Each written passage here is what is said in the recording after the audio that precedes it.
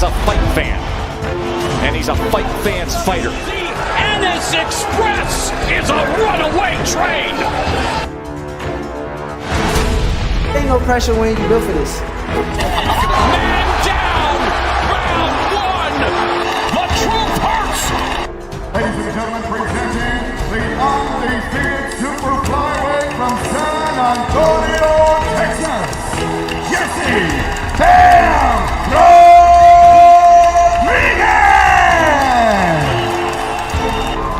The universally recognized undisputed lightweight champion of the world, Devin the Queen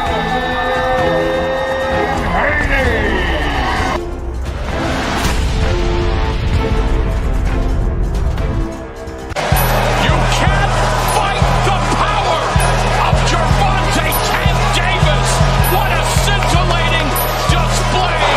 Question Deontay Wilder's power. The proof is in the banana pudding as he just turned the lights out. Cool boy Steph Stephen Fulton Jr. The Ennis Express is a runaway train. Ladies and gentlemen, fighting out of Las Vegas, Nevada, here is the skill, the highly regarded Devin Rodriguez!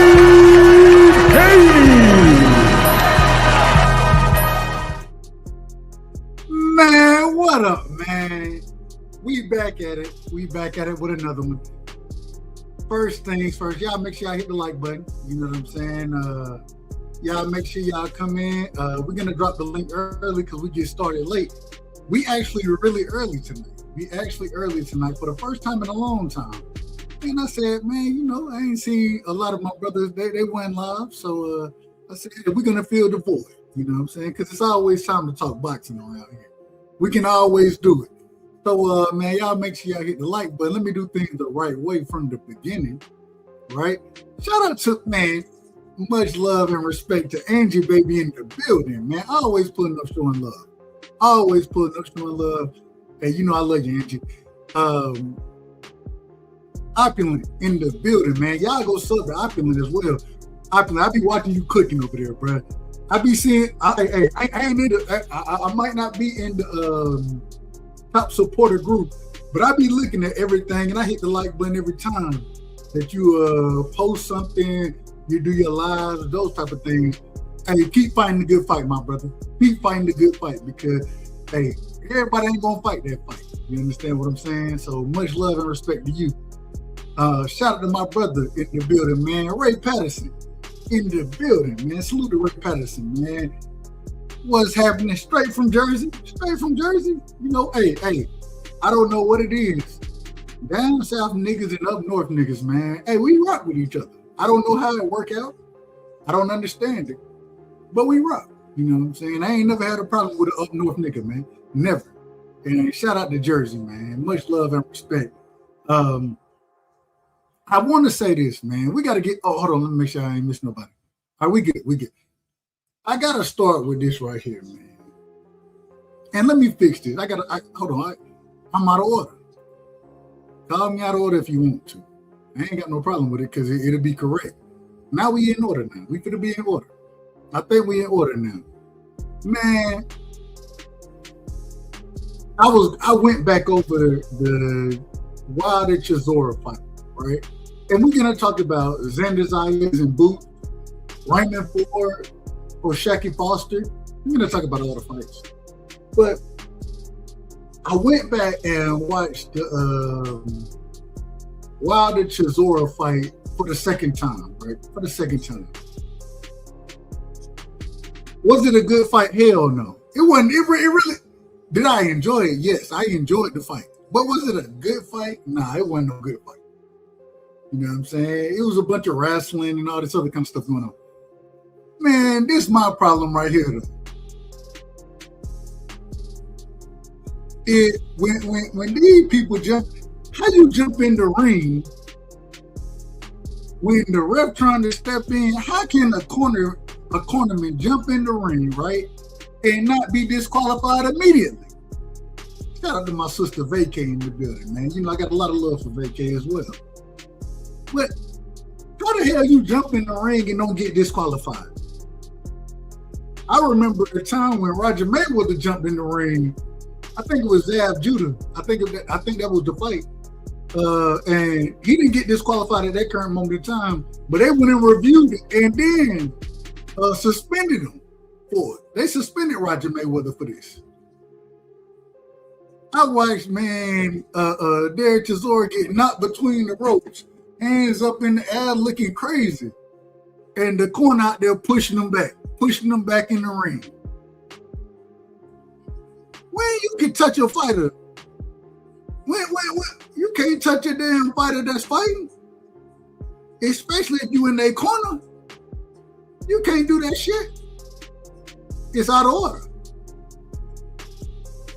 We watched an individual, and I say this respectfully, Derek Chisora, that nigga went back into the corner. He did a tank deck. Hold on, and we gotta drop.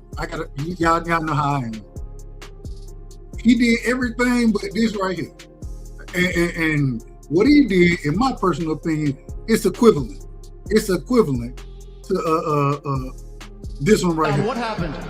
I just got my hair done 2 days ago, and she picked grease in my shit, so the shit was like, you know, like when you sweating and things like that, and the grease come in my face, it burnt my eyes type shit. Damn, why y'all booing like I'm saying bullshit? Like, this is real facts. Come on, man. I just got my hair done 2 days ago. Swing the wheel, it's gone. I just got my hair done 2 days ago. I just got my hair done. And she picked grease in my shit. I just got my hair done 2 days ago. I just got my hair done. I just got my hair done. I just got my hair done 2 days ago. I just got my hair done. And she picked grease in my shit. I just got my hair done. I just got my hair done. I just got my hair done. I just got my hair done. I just got my hair done. I just got my hair done. Why y'all booing like I'm saying bullshit? Like, this is real facts. Like, this is real facts. Why y'all booing like I'm saying bullshit? Like, this is real facts. It burnt my eyes. Like, this is real facts. I just got my hair done 2 days ago. I just got my hair done. I just got my hair done. I just got my hair done 2 days ago. I don't know if Derek Chisora just got his hair done. I don't know what happened. But that man sat there in the corner. That nigga said, ho, wait a minute. And I'm thinking, I'm like, when we ever seen a ref sit there and be like, outside of a nigga taking the knee in the ring, respectfully, I say that respectfully to Tank. Outside of that, when we seen a motherfucker go into the corner and be like, I don't know what's going on. And the ref talking about, man, what's going on? What you talking about? When we ever seen this happen? The fight should have been stopped immediately. It should have been stopped then. And I'm not even, I love Wilder. I don't know what Chisora was dealing with. Maybe he had a thumb, maybe he got a thumb to the eye. But this is boxing. And so once you retreat to your corner and then start waving your hands in the from everything I done seen, that's a stoppage. The ref stopped the fight. The ref went and consoled this man. Hold on, what's going on? Are you okay? Can you fight? That ain't the question you're supposed to be asking, man. If he can fight, he's supposed to be coming out the corner and fighting. If he in the corner, ask a few to come over there. Man, you're supposed to be like, ho, we gonna wave this thing off. He don't know what's going on. He out of order. That ain't what we seen. The ref was out of order, man. This man was all the way out of order. And the crazy thing about it is that even after that situation, well, even before, first off, before that happened, the corner jumped in the ring. That's an automatic disqualification. Even if you don't disqualify the fighter, you throw the, hey, remember when Roger Mayweather and Roger Mayweather jumped in the ring? Zayas Judah's father jumped in the ring, Yoel, and that was a big scrum going out there. Shout out to my brother Marky Dan, shout out to my brother D Free. It's a big scrum going out there. Y'all hit the link if y'all want to. It's a big scrum going out there, and now all of a sudden you don't know what's going on, ref. Well, we need you to be more in control. We need you to be more in control. The ropes in this fight seem to be out of order as well. I've never said this. I've never said this. The ropes are out of order. According to and we got my brother in the building, Marky.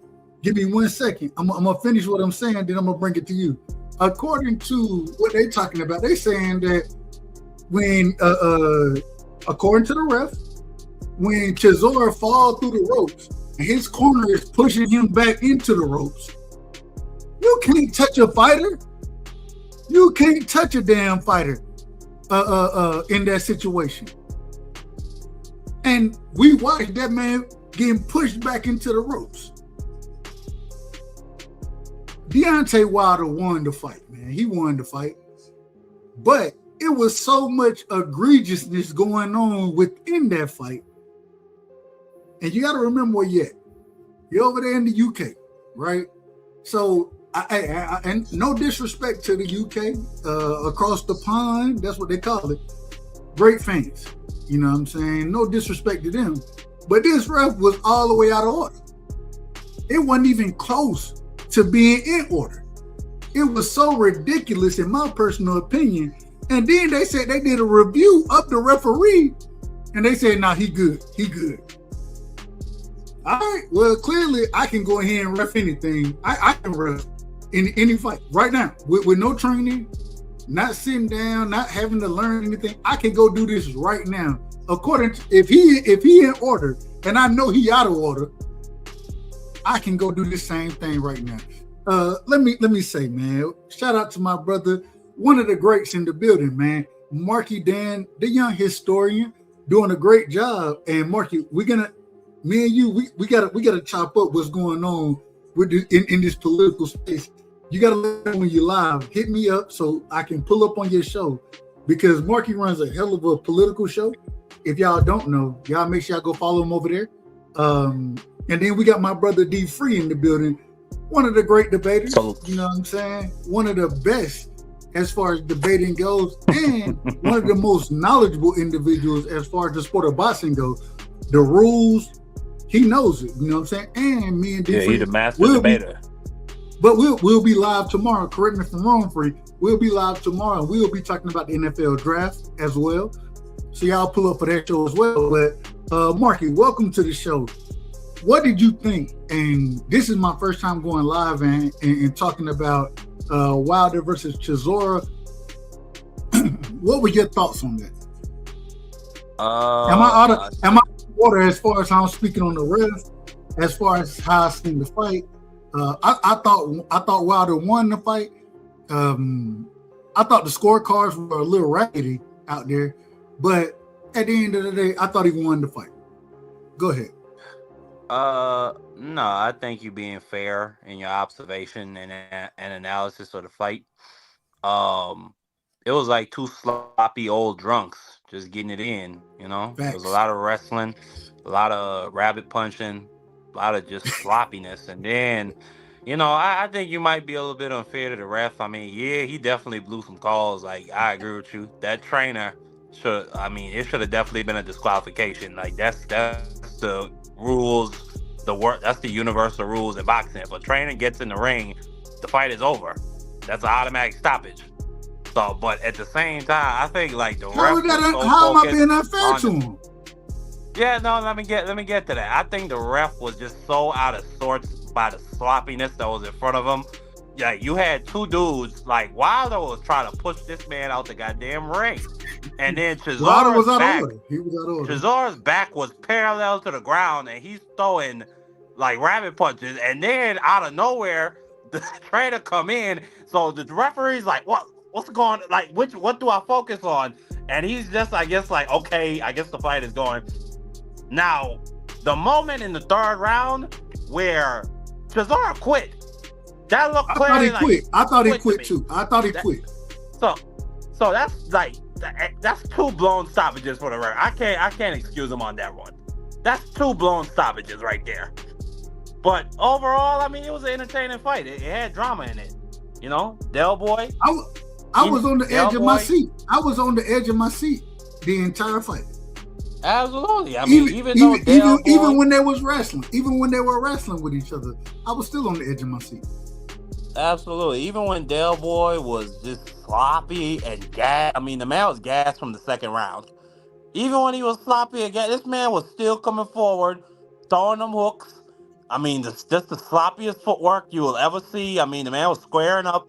He was literally stepping over his lead foot to try and land something. And he landed some of them big wide hooks. I thought he hurt Wilder in the fourth round and maybe in the sixth too, and in the ninth. But listen, it is what it is. When them punches landed, when them overhand rights landed, I thought he hurt Wilder. Wilder said he wasn't hurt. Yeah, anytime you see Wilder doing that thing, anytime you see Wilder doing that thing where like he's rubbing the back of his head like, oh, you hit me, I know he was hurt.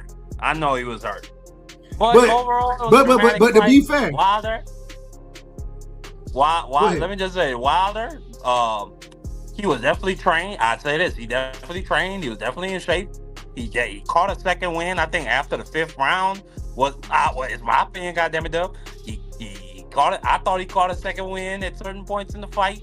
The eighth round, I mean, he was hitting Chisora with that right hand, and then Chisora, as he's falling backwards off balance, just like he just swing one of them big old meat hooks. It was a fun fight to watch. But it was it's like you know what it's like, Dub? It's kind of like, I'm trying to think. Like, it's one of them movies. I'm trying to think of the name of a movie. I'm thinking of. It's like one of them Transformers movies. It's like, you know, it's illogical, but it's action packed. It's fun, and then I don't never watch it again. That's how I felt about that fight. It was fun while I watched it. I don't plan to watch it again. I ain't never been a Transformer. I'm not gonna say I'm glad the fight happened, so I can't speak to that. Yeah, I'm gonna just say I'm glad. I'm not glad the fight happened, but I'm not unglad the fight happened. It was what it was. I pray and I hope Deontay Wilder decides to retire. I think anybody in the top, if you look at like this, with the dregs of Derek Chisora, like Derek Chisora, I think it was in the 12th round, like he tried to bounce and he tore his Achilles. So if you look at like this with hold on, wait a minute. You said Derek Chisora tore his Achilles? Well, something happened with his back foot. Something happened where no. Hold on. Fell backwards. Calm down. Hold on. Are you saying for the fact that Derek Chisora tore his Achilles? No. I'm just saying based on what I saw. You just made that up. Well, no. Okay. Well, let me say this. Let me be accurate. Since we are accurate, respectfully seeing your dub rights out. It looked to me like in the 12th round, Derek Chisora bounced on his toes, and then out of nowhere, some type of injury happened to his back foot, and he could not come forward. He was up against the ropes for the last 40 seconds of that fight. No. It's called fatigue. It's called fatigue, man. It's called fatigue. Something happened. His back foot buckled. Back foot. Something happened. Listen. It's my opinion, though. I'm just giving you my analysis, okay? Of what I saw. If you look at like that, we coming to you, Derek Chisora. D-Free, yeah, absolutely. Salute to Frilio. He got a headache. Salute to Frilio. Man, listen. Calm down, though. You're a decent guy, but calm down. No. Listen. Let me just finish. God damn it, dog. Just listen to the last words. The last 4 words. Let me get it out. Golly, dub. Jeez. Now, let me just say this. If you look at like that with the dregs of Derek Chisora, I do not want to see Deontay Wilder get in there with any top 20 heavyweight. I don't want to hear him talk about he's on a path back to the top. I don't want to hear about an Usyk fight. I think he would get viciously stopped. I'm really not trying to see that for this man at this point in his life. Go ahead, Frilio. Amazing. Free. We gotta give Free, my brother. We have to give him his proper introduction. One of the greats in the building as far as debating goes. A brilliant boxing mind, a brilliant football mind. Hold on, damn, can I give him his introduction? A brilliant boxing mind, a brilliant football mind. Me and Free, tomorrow we'll be live. We'll be talking the draft, those type of things. Y'all pull up for that. Man, one of the greats, man. And it's always a pleasure to be in his presence. You know what I'm saying? Man, Free, break this down, man. You heard what Marky just said. Do you agree? Do you disagree? And then just break down what you saw as far as Derek Chisora versus Deontay Wilder. Break it down for me, Free. Hey, I don't know what Marky said. I can't say I agree or disagree. But Marky was all over the place. But what I will say is that was probably one of the most sloppiest fights I've seen recently. It was a hard fight to score. I can't say that the judges was wrong. I can't say the judges was right. It was a hard fight to score because it was a lot of grabbing, a lot of holding. Guys were falling all over the ring. No, I mean, even the knockdown that Deontay Wilder got awarded, when you look at the replay, he did catch him with a punch, but he also looked like he pushed him as well. I disagree with that knockdown. I disagree with that knockdown. It was very sloppy. But what Marky was saying about Chisora when he was hopping on his toes, I wouldn't say that he pulled something. It looked like he was about to. He rolled his ankle. I don't think he pulled anything because when you pull your Achilles, you ain't walking normal.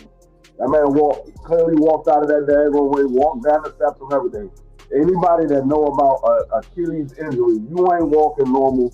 You ain't putting no pressure on that daggone Achilles, especially at his size and his age. Just got finished fight, a 12-round fight. He wouldn't be able to walk on it gingerly because he's too tired.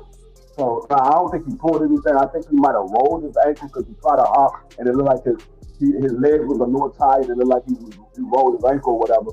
But I think the right man won. But as far as when the trainer jumped in the ring, I'm not mad that the referee didn't stop the fight.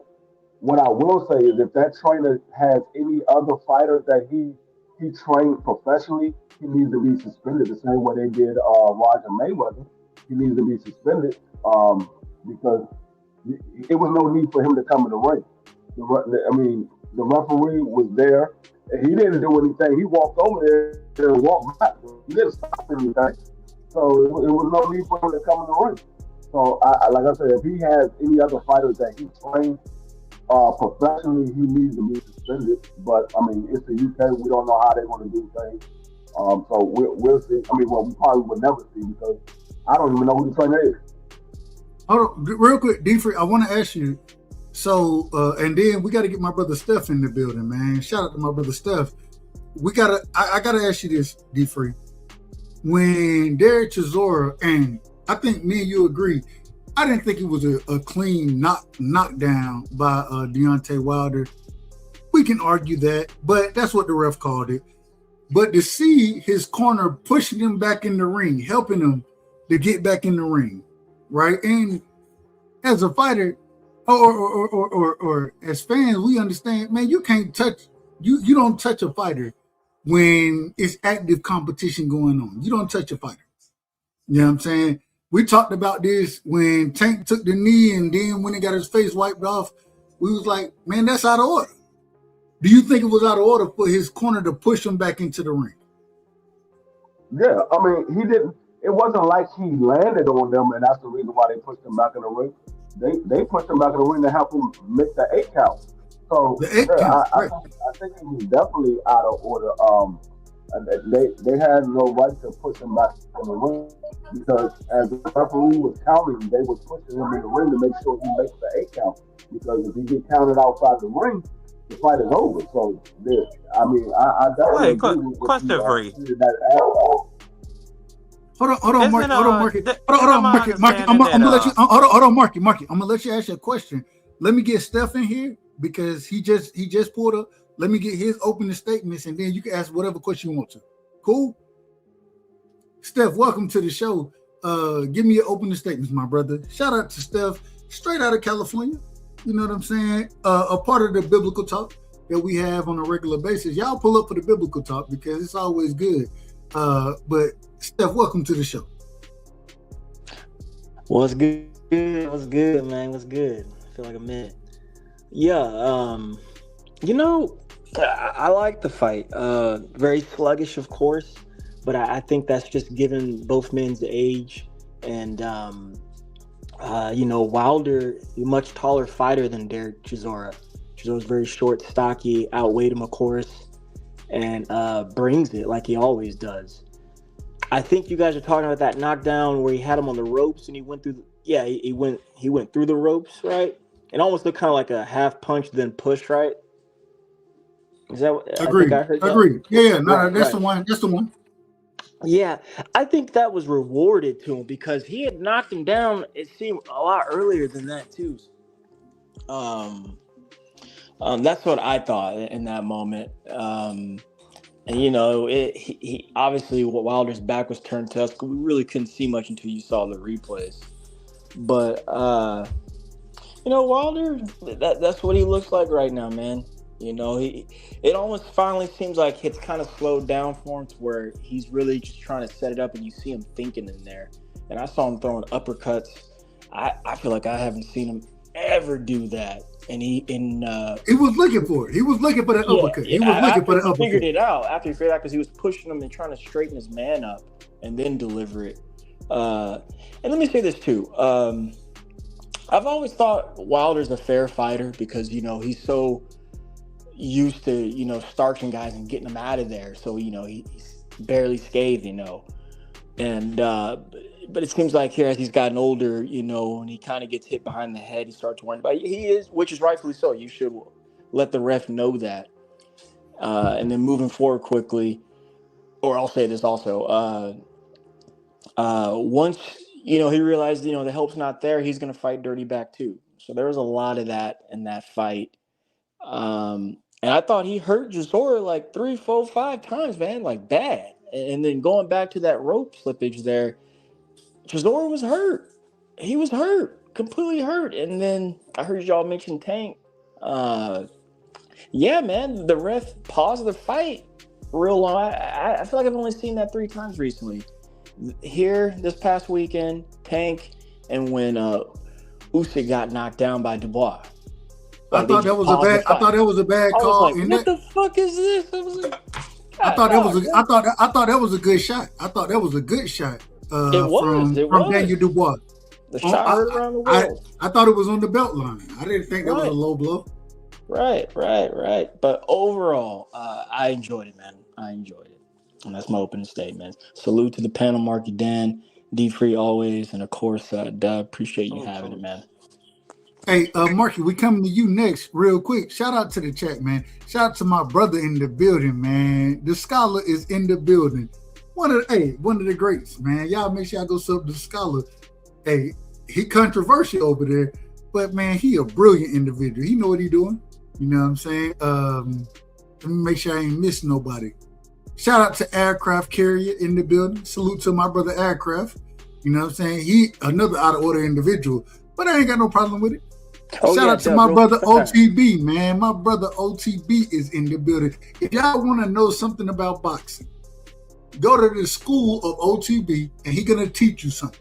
You know what I'm saying? And when you leave, you might be, like my brother always say, OTB always tell me, you might be a scholar in the sport when you leave his school, man, because he knows a lot about what he's talking about, man. Shout out to all these brothers.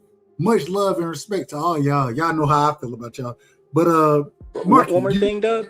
Oh, go ahead. We got to get back to Marky because Marky had a question. Yeah, we will. Just real quick. And then everybody. And real quick. Shout out to my sister. Kui is in the building, man. Every Thursday. You know what I'm saying? We're going to show love. We're going to pull up on Kui show. Me and my sister, we talk. Basketball is over now, but we're going to talk it anyways. And we talk life, everything over there. A brilliant content creator. Y'all make sure y'all go sub to Kui because, man, she one of the best. But go ahead. My apologies.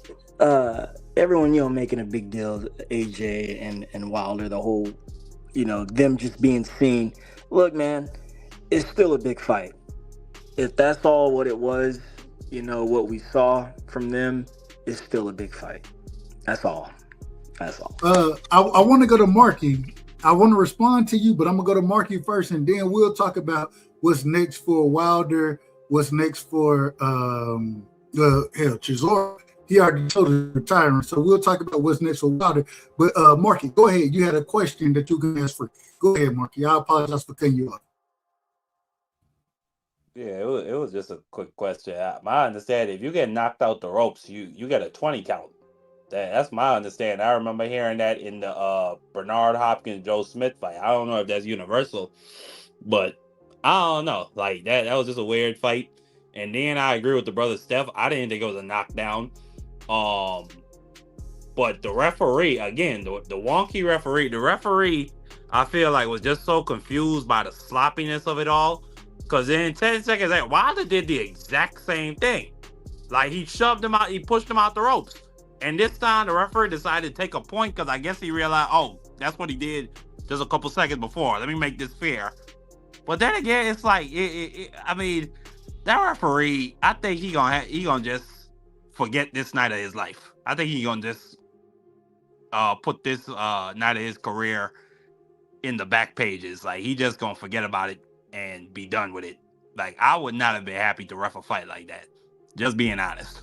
You saying the ref gonna put this in the back in the back stages? That's what you're saying? Absolutely. I wouldn't want to remember this. That would not be a job I was proud of. Go ahead, Free.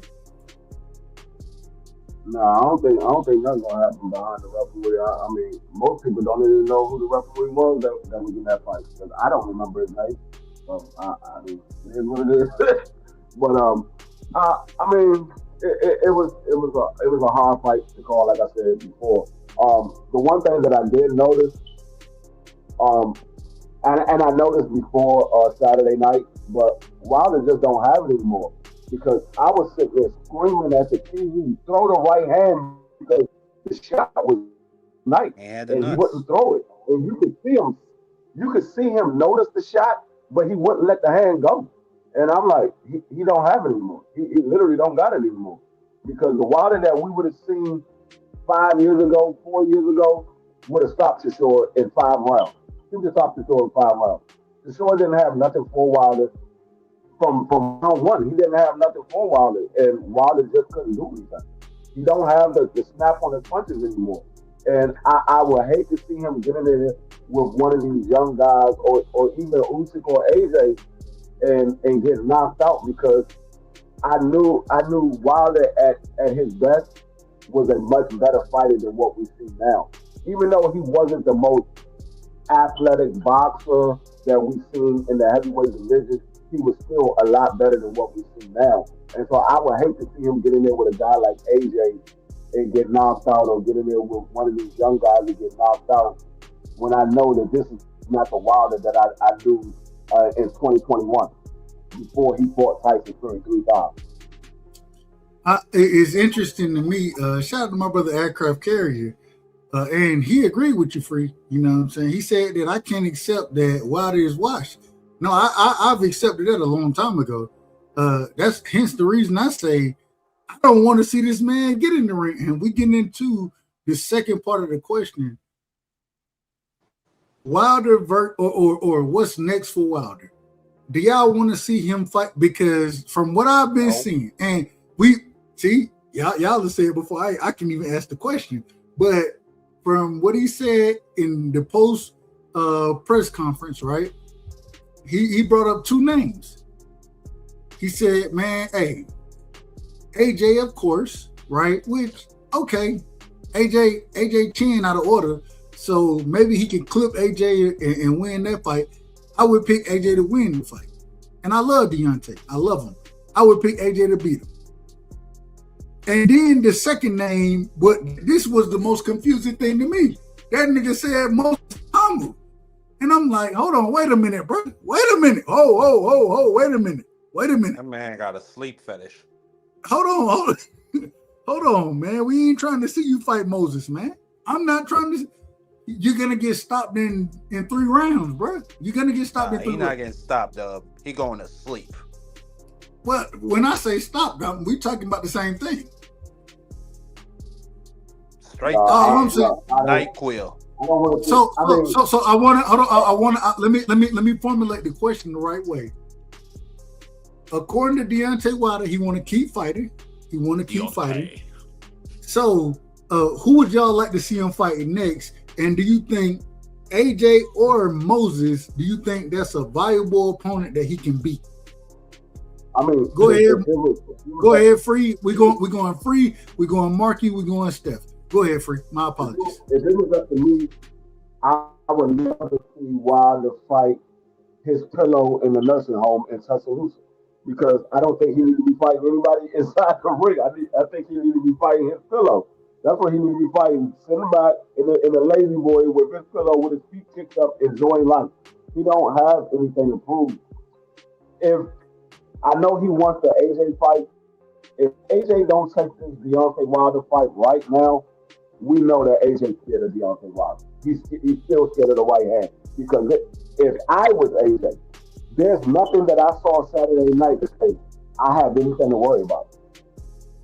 Derek Chisora got a way better chin. Hold on. Derek Chisora got a way better chin than AJ got. Yeah, but even George Chisora has a way better chin. Did y'all watch the fight that I watched? Because Wilder was throwing the right hand, that joint was not landed. He was missing everything. I'm just being honest. But he was missing everything.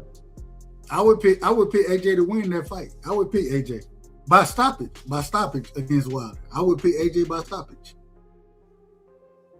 Yeah. Yeah. No, I said that. I said I think AJ will stop Deontay Wilder if they were to fight right now. And I didn't think that a couple of years ago. I thought Wilder would beat AJ a couple of years ago. But I know AJ got a suspect chin.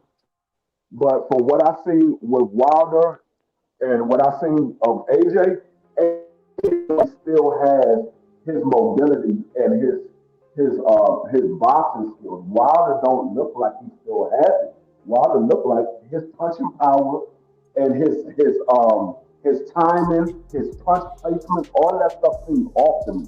It doesn't seem like he's the same fighter anymore. So it would come down to who lands the shot first. And I think AJ will land his shot before Wilder lands his. I think AJ throwing combinations way better than Wilder can, and I don't know. But let me get Mark in here. We're going back to Steph. Same question for everybody. When we're talking about these fights, what do y'all see next for Deontay Wilder? In your personal opinion, what do you want to see, and how do you see it playing out? And then we're going to Steph next. Mark, it's on you. Yeah, I said it. If he were to fight AJ or that young kid Moses Atoma, please don't fight Moses. Please don't fight that man. Please. Yeah. I'm praying. I'm praying that he don't fight him. I'm praying. He goes directly straight to bed. I don't think it's gonna be no referee wave it off. It for sure ain't gonna be no Mark Breland with a towel. We know that. Mark Breland done been traced off. So I think they gonna put him out cold. I pray he doesn't do a spin on the way down like he did against JD Jang. I mean, AJ been on a bum bashing tour for a little while now. He beat Francis Ngannou. Then he got viciously knocked out by Dubois. Was trying to use his forehead to stand up. I've never seen nothing like that in my entire life. Hold on, Marky. What he was using? He was trying to use it. Dog, you didn't see that, Dub? He tried to use his forehead to get off the ground. His arms wasn't working. No, I seen it. I seen it. Get up. I seen it. I just never heard nobody say the forehead. I never heard that. You the first person that was wicked what Dubois did to him. Then he continued his bum bashing tour against Jake Paul. So I don't think he would be have any problem with taking out Deontay Wilder. That would be a big fight over there. I mean, they might have to put that in a stadium. Not even because it'll be necessarily like a big, like a competitive super fight, but just because, that's a fight that's been talked about for over a decade. They like the names. They love the names, and they're going to support the names. Absolutely, exactly. And I think the British fans, they've been feeling like AJ could stop Deontay Wilder for years. And I think that they would want to see that in reality at least just once. So if he fights either of those guys, I'm not even going to talk about Moses. That would just be, My God. Man, I wouldn't want to. Like, I pray he don't bring his family, or I pray his family don't watch the fight. I think that they should just ignore boxing that Saturday afternoon. I Now, what gotta I tell will you, say, Marky, who I wouldn't mind. hold on, real quick, Marky, and I want you to finish. But man, when I heard Deontay Wilder sit there and say, "Man, this dude, we all in the same division, I ain't ducking nothing and all this," I was thinking to myself, I was like, "Bro, do not get in the ring with Moses and Thomas, bro. Please." And he even said, Deontay Wilder, he said, he was like, "Man, hey, I seen the knockout against Franklin." And I was thinking to myself, I'm like, "Hey, bro, you can punch. You old, but you can still punch. But man, Franklin defense is way better than yours. His chin is way better than yours. And now you talking about you finna get in there with Moses. This man finna sleep the shit out you, bro. He gonna knock your ass out." What I will say, Dub, I wouldn't mind seeing. Let me just say this last point free. I wouldn't mind seeing any of them. I would say he has a better chance of beating AJ out of the two. He has a better chance of beating AJ. He has nothing coming with Moses. He getting knocked out. I don't think he got a chance in hell. Immediately. I don't see it going past 2 rounds.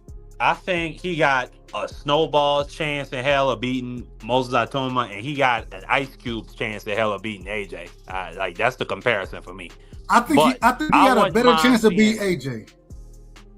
Yeah, but better by how much? That's all I'm saying. I mean, I think he lose both of them. I think he lose both fights. I wouldn't mind seeing Wilder versus Francis Ngannou. You know, that was a fight that was talked about for a long time in MMA. You know, they both talked about as the hardest punchers in the history of combat sports. Ngannou, I think they said he got his punch has the force of a Ford Escort going full speed, and then we know what Deontay Wilder do, 40 straight knockouts or 40 straight fights knocking somebody down until he got the fury or something like that. Yeah. So I wouldn't mind seeing that. And not only that, you know, I think even in MMA, I think Ngannou is pretty much at the end of his rope. So again, it's 2 dregs fighting each other, you know, 2 big names. They could make a lot of money. That's the only fight I could see Deontay Wilder being competitive in. Outside of that, absolutely not. Do not get in there with AJ. Do not get in there with Moses Atoma. Amazing. Go ahead, Steph. Real quick. Real quick, Free. Did you finish your point? I think we cut you off. Oh no! I was just saying he has a better shot at AJ out of the two. He has no shot with Moses. It's not going to go past 2 rounds with Moses. I don't see it going. It might be like a Dillian White where he catch him early in the first round. I don't want to see the brother get hurt, and I think if he get in the ring with Moses, that brother gonna be hurt. I don't think he. Just being honest. What about Jake Paul, Dub? Jake Paul versus Wilder. I think Wilder could get Jake Paul. I think he could beat Jake Paul. Hey, you know what? I don't look at Jake Paul as a true boxer, me personally.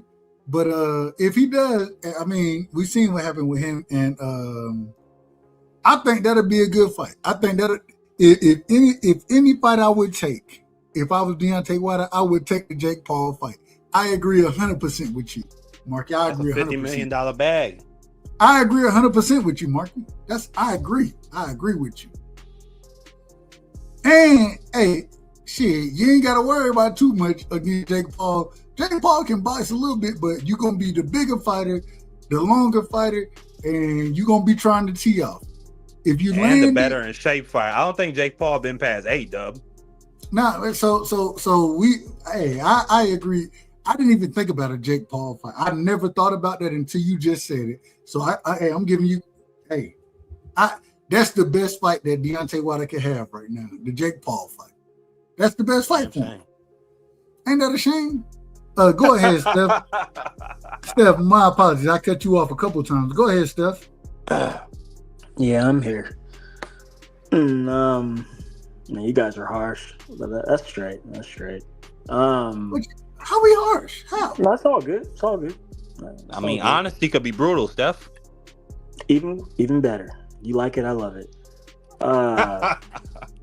But nah, I want to see Wilder. Usyk wants to fight him, so I definitely want to see that.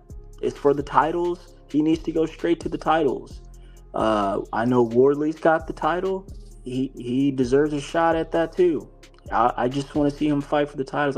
He shouldn't be fighting Moses Atama. Like, he don't need to be fighting any of the young guys. Wilder is proven.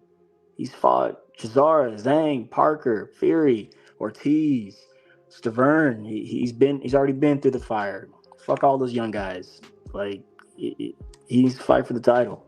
So again, Usyk wants to fight him. I'm down for that. If he gets a shot at Wardley, I'm also down for that. If he dies, he dies. Obviously, the AJ fight is still a big fight. People still want to know who's going to win that fight. Marky beat me to it. AJ, his last real fight, he was stopped brutally, on the stretcher style. On the stretcher style. So that was his last fight. So he's still, I don't want to say glass jaw, but he's susceptible. He'll go down. And he's twitchy, and ever since Andy Ruiz did that to him, he's been twitchy like that. So he's been trying to fight and figure out his style, fighting up and down guys rather than going for the guys who we want him to fight. And then, he fought Jake Paul of all people. Now, granted, that was shortcoming, but he fought that and looked it awkward up until he stopped him. Man, Jake Paul didn't have a chance in that fight. It doesn't matter, man. It doesn't matter. He was still flinching. It does matter. Hold on. So the reason it matters, and this is why I say that, and I never thought of it this way, but let me ask it this way, Steph. If Deontay Wilder go fight a Jake Paul next, right? Would you be for that fight or against it? Would you be for it or against it? I'm very neutral, man. I don't care. Like you, I don't consider him a professional boxer. I always say this. Boxing has always allowed a clown show. And he presents that.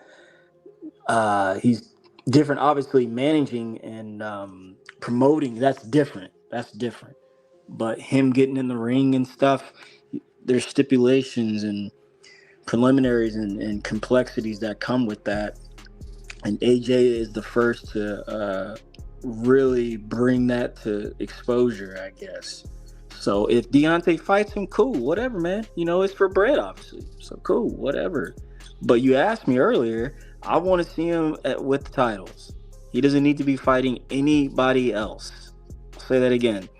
Fight the titles. He don't need to be fighting no one. Why would he fight anyone else? There's nothing to prove. No, I ain't got no problem. And I also say that too. Bread. No, one more thing. Hold on, Marky. Marky, calm down. Let him finish. I also would urge. He's at the tail end of his career, man. You don't need to be in there dancing around with them young boys, man. That's how I said this about who were we talking about the other day? We were talking about LeBron or whatever. He's on his way out, man. Been on his way out, but he's on his way out, and no one likes you when you're on your way out.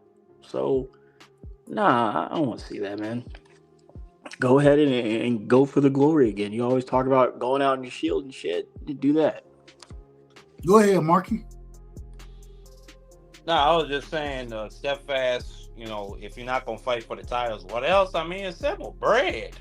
You know what I'm saying? Dineros, pounds, euros, all that.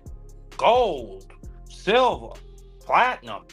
Get all the bread you can in your pocket. That's how Deontay Wilder look at it. And I don't blame him. I don't blame none of these old fighters, because AJ for sure ain't whooping Usyk. Wilder for sure ain't whooping Usyk. I don't think either of those boys could beat the winner of Fabio Wardley or Dubois. We already seen AJ Dubois, how that ended, just viciously. So get all that bread you can. That's why AJ went and fought Dubois. Or excuse me, Jake Paul. That's why AJ went and fought Ngannou.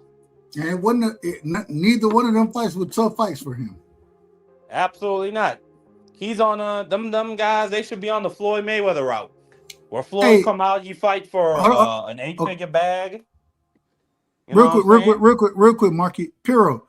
The link is pinned. It should be pinned. I thought it was pinned at the top of the chat for everybody. Y'all let me know if it ain't pinned there, but I think it's pinned at the. It is not. It's not. It's on the. It's on your YouTube show. No, I got it. I got it. It was in the chat, and the chat. I got it. I do things the right way. It's pinned now. Good job. Y'all, hey, y'all make sure I'm in order. Is the link pinned at the top of the chat now? Correct me if I'm wrong. If I'm wrong, then I gotta fix it. That was my key. Yeah, I'll tell. Well, anyways, if it ain't pinned there, Piro, let me know, and I got you. Another thing too, and I'm really shut up. Matter of fact, I'm gonna put it back out here just in case. Go ahead. You know, with the AJ situation, AJ, what am I trying to say? I don't want to say you don't want to fight him, but he doesn't present that. He's never presented that. And in recent memory, I'm still pissed off at this. How do you have AJ and Deontay Wilder on the same card and not fighting, man? Yeah, that was super weird. That's, and I don't know this to be true, but this is what I heard. AJ and Eddie Hearn asked for that. So I mean, I look at that and I'm just like, dog, that's, man. What am I to say to that? One might make you think he doesn't want to fight him for whatever reason. And this is the great part, because this leads into our next conversation. Because we got to talk about Boots versus Xander Zayas. We got to talk about this fight. It seemed to be made. I want to see that. Say it again. I said I missed the presser. I kind of wanted to see that. I'll go back later and check it out. Oh, the presser was funny. It was fun. You didn't miss nothing. Because it was just a whole bunch of nonsense. Well, these new guys don't know how to talk. I always say these new guys don't know how to talk shit. But Boots sounded slow. It was just a whole bunch of nonsense going on. Yeah, no, Boots, you don't know how to talk, man. I didn't see anything interesting about the press. Well, the one thing that I did see. I meant for a visual. Oh, go ahead. I want to see him, toe to toe. That's all. Well, we seen him toe to toe, and at the end of the day, it just seemed like Boots.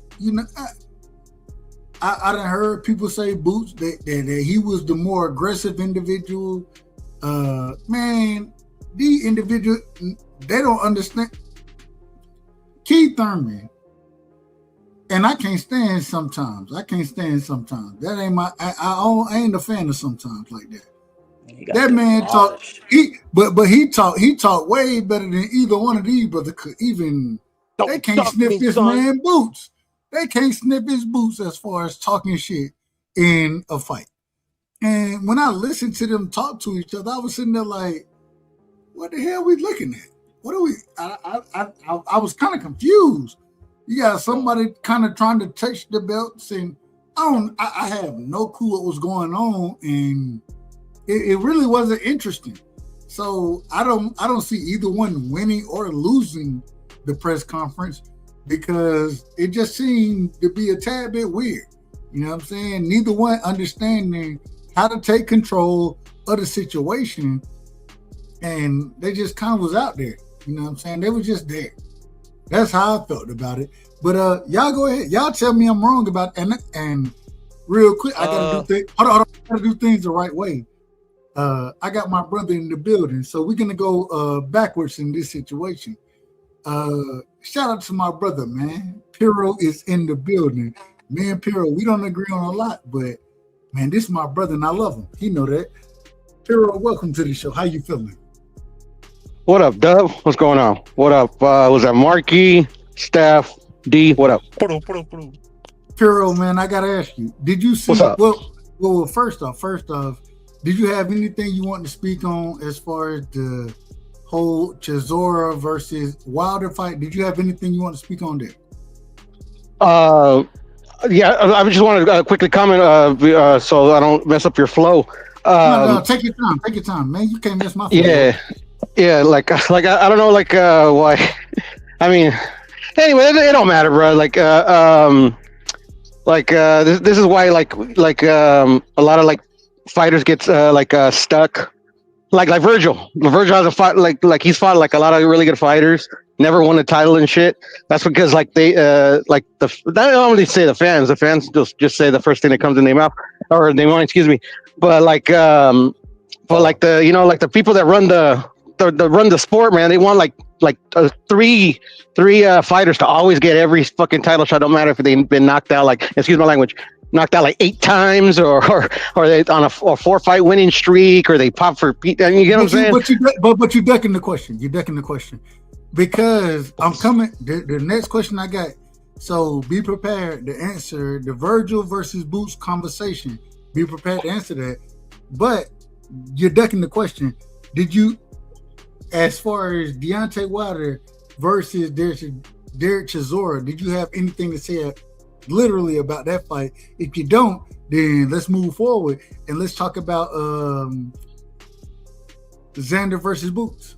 Okay. Well, yeah, I'll just give my commentary on it quickly. I didn't think it was a very sloppy fight. Like the referee did a really poor job. I was hoping Deontay Wilder showed something, with a new trainer and stuff. I don't even know who's training him, to be honest. But same old Deontay. But he took Del Boy shots really well. I personally had the fight. I thought Del Boy edged it, but I thought the draw could have been warranted as well because of the Wilder knockdowns.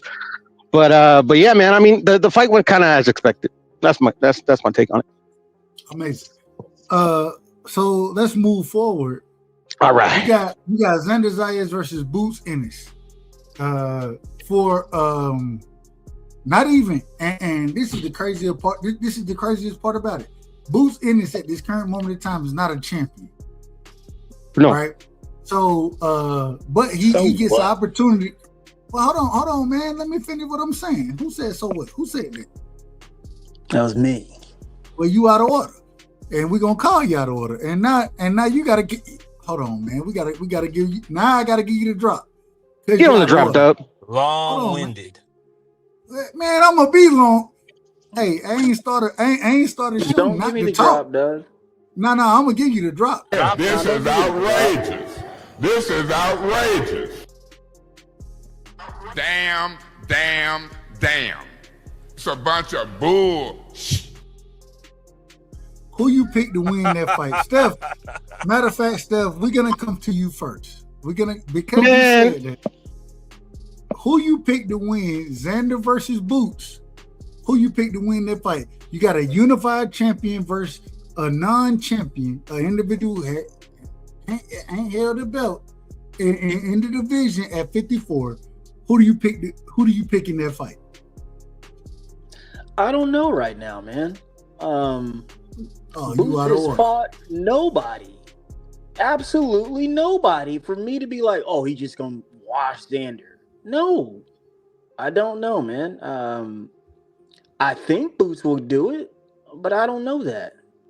I really don't know. That's why I said I want to see him go toe-to-toe. I missed that, so I'm going to have to go back, even though that's not going to tell me anything really, but I just want to see it.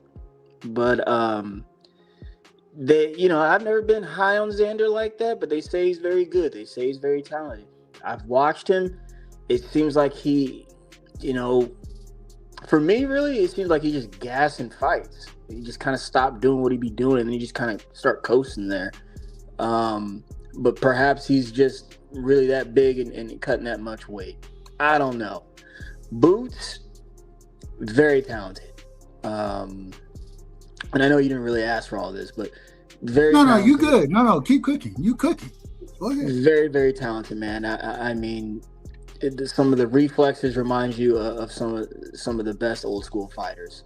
I can't not deny that. But he's also, even though he ring 147 champion, unified champion, respect, but it was against lesser competition. and there was even middle competition giving you work and caring. So it's just I gotta see it. I really gotta see it. I gotta see it. But right now, I do not know. So we're gonna do things in order. Marky Dan is next. Marky, Boots versus Xander Zayas. How do you see that fight playing out? And I got real quick, Marky. I apologize for cutting you off. Did you see the press conference or kind of what they got going on? I saw a piece of it. I saw a clip of Break it it down. on Blue Blood. Right. Firstly, the press conference. I mean, Boots to me just need to get either Bozy need to talk for him, or he need to get himself a Bernie the Boxer type nigga on his team that could get up there and talk for him, because the Terrence Crawford phone call proved that he can't talk, and this only further established that in my mind. I mean, he just sounded really slow and dumb to me. Like the stuff he was saying, like he was trying to trash talk, but it just didn't land. Like it just didn't give me that sizzle or like, oh damn. Like nah, it just didn't do that for me. It ain't hit like it was supposed to hit, did it? No, he said what he said. He said, "Oh, if Xander was really confident, he would have took that 55-45 to the winner." And like it was just pure silence. And Boots was smiling, looking at Xander, waiting for him to say. And Xander said, "Dude, I got 2 belts. What do I need to take? You're not even a champion, nigga. You're not even a champion. I don't have to fight you. Like I could have fought Josh Kelly. I could have fought anybody else. Be lucky I'm giving you this opportunity." I like when Xander said that right back to him and said, like, if you was in this position, you'd have did what you had to do for your family. And Boots just came back with the, well, yeah, I understand that, you talking about your family and all that, but if you was really confident, dude, just shut up. It didn't land for me how I wanted it to. Now, that being said, Boots, I think them punches are going to land how I want them to. I think, he can't really, he's not really a mouthpiece. He ain't a Keyshawn Davis. That is for damn certain. He cannot talk. He cannot, he cannot trash talk at all whatsoever. I don't think that should be his lane. I think he should try to be a respectful kid like Devin Haney. You know what I'm saying? Because obviously he don't got that Philly mouthpiece like Bernard Hopkins had. You remember when Bernard Hopkins was in that interview? B-Hop used to talk that shit, bro. He used to talk that cash You money. remember when B-Hop was in that interview with, I think it was, his name is Josh Gray, the old Showtime guy who used to get in the ring and do the interviews. Yeah. And Josh Gray was talking about Jim Gray, yeah. That guy it was Pete Rose. That he went up to Pete Rose and asked that dumbass question. Yeah, and I remember Bernard fucked Jim Gray. He said when Jim Gray said, "Well, if you don't like how the business is, why don't you just get out?" He said, "Wait, what the hell you mean by that? You know how many people have been assassinated and are in the grave because they didn't just want to leave this country? They fought for it and and he cooked Jim Gray. Boots is not that. He ain't no Joe Frazier. He can't go back and forth with no Muhammad Ali. Absolutely not. Buy a mouthpiece. Buy that dude Devin Haney got. That dude who come out and be like, Lord Haney, buy you one of them hype men. Because, that's just not your lane, son. So be a respectful kid and leave that to other people. But that being said, before I pass it, Boots, I got him stopping Xander. And it's not that I think Xander is not on Boots, or rather, it's not that I think Xander is a bad fighter. I think he's a very good fighter. I give him a lot of credit for the path that he's taken. You know what I'm saying? He's moving like a young 23-year-old Sugar Ray Leonard. When Sugar Ray at 23 fought Benitez, then he moved on. He fought Duran. Then a year or two later, at 25 years old, he fought Tommy Hearns. That's how it's looking to me. He 22 years old, unifies the belts immediately. Then now he's moving on to me, the boogeyman, the dude that nobody wants to fight in that division. Just being real, I don't think nobody really wants to fight. No, Marky, you're lying. You're lying to the people. Who want to fight Boots? Hold on, real quick. I thought that's what we're supposed to do. Hold on. Wait a minute. Fundora is the boogeyman, And ain't nobody trying to fight Fundora. Ain't nobody trying to fight that man. Virgil Ortiz is trying to fight Fundora. That's not true, though. Virgil Ortiz is trying to fight Fundora. And now Fundora is talking about he's waiting for the winner. Virgil, we would hold on, wait a minute. Hold on. Y'all out of order. Hold on, man. Y'all out of order right now. And we gonna call y'all out of order. And matter of fact, Marky, this is what you talking about right here. When I'm listening to you talk, and I think you're right about certain things that you're saying. So I'm not even gonna do it. I'm not gonna do it. Now do that shit. Hold on, Marky, calm down. Marky, calm down. All I'm saying is that at the end of the day, I do, and do I want to see Boots versus Xander? Absolutely. Did Virgil duck that man? Absolutely. Why that man ain't go? Why he ain't press Fundora? Why ain't press that nigga? Because he has Josh Kelly under contract with Matchroom, and not only that was a fight that, at least from the report, bitch. Mantis in this bitch. Wash the Chevy doors. Mama, I saw Jesus. Get low with it. Whoop a bitch. I turned around and I spun the nigga. Pretty Ricky, baby, grind on me. Wish a bitch would, then jet set. Thriller dance. Call me Dragon Ball Negro. Swag surfing. Where my DoorDash order? Not you? All right, then. Keep it moving. Old dirty bastard, drunk style. Too low to get under. Too high to get over. Melodies from heaven rain down. Damn, my socks wet. Got a rock in my shoe. I listen to when you talking. They're what I'm hearing right now. Hey, Dub, I got a question. I don't even know what the hell you talking about. So hold on. Hold on. Do things the right way. Let me do things the right way. We're gonna go D-Free, Piro, coming back to Steph, and then I'll jump in when I need to. I got a question, by the way. I'm asking you, who are you talking about when you said, why did they press Fundora? Say that again? Who are you talking about? You said, why did you press Fundora? Who are you talking about? The champions. Who? Who are you talking about? All of them. I'm talking about Virgil. Hold on. You asked me a question, so I'm going to answer it directly. And not just the champions. I'm out of order when I say the champions. Virgil Ortiz, Xander Zayas, Boots Ennis. Why y'all ain't in the ring with Sebastian Fundora? Wait, did he? Hold up. Do you understand? Xander Zayas did press the gas on Fundora. That's why he got the first title. What are you talking about? No. Hold on. Wait a minute. Sebastian Fundora dropped the title because of PBC. Yeah, matter of fact, you're right, D-Free, and there was supposed to be a purse bid, and Fundora dropped it. I remember that. Because of the PBC. He dropped so how you gonna call him the boogeyman when it's clearly dude trying to fight him, Dub? What are you talking about? Because of the PBC. No, hold up, Dub. You can't have both ways. Am I lying? Be free. Am I lying?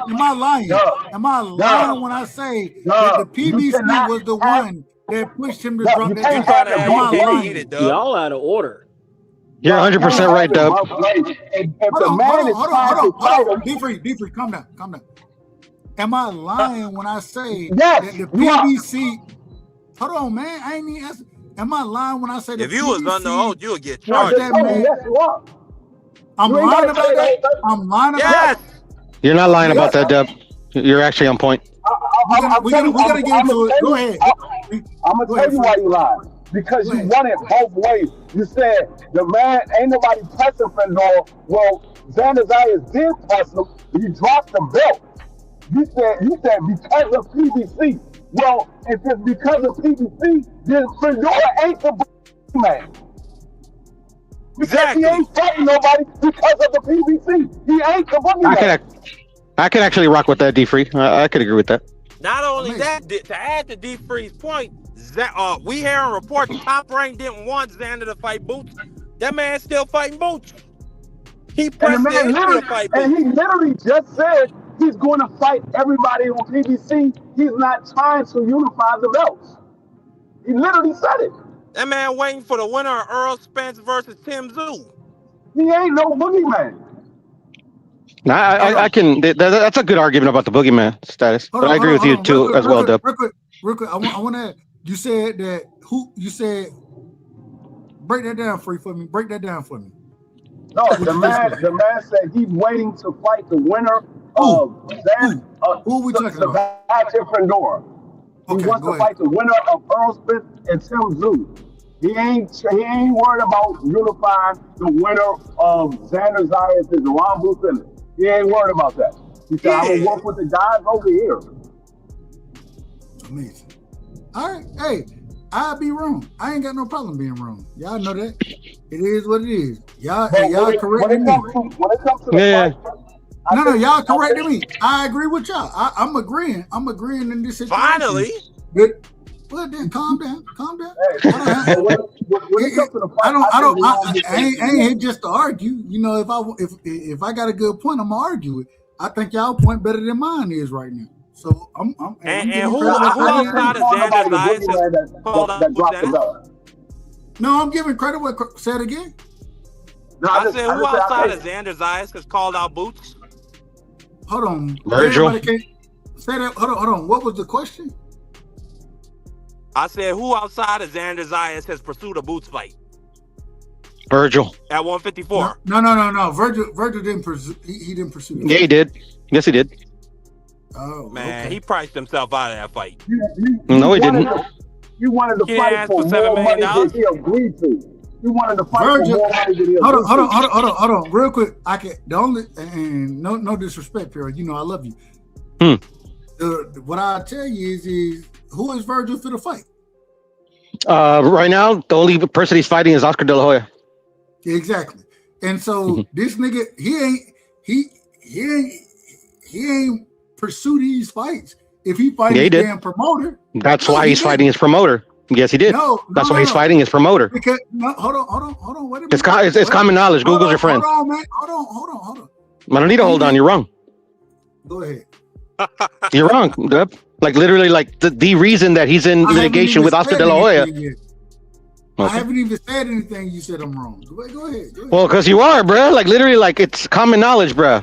Why is Virgil in litigation with Golden Boy Promotions? According to Golden Boy, according to them, because he wanted options when they weren't giving him options. They wanted him to fight Boots. This is according to what I read. They wanted him to fight Boots, and he wanted options.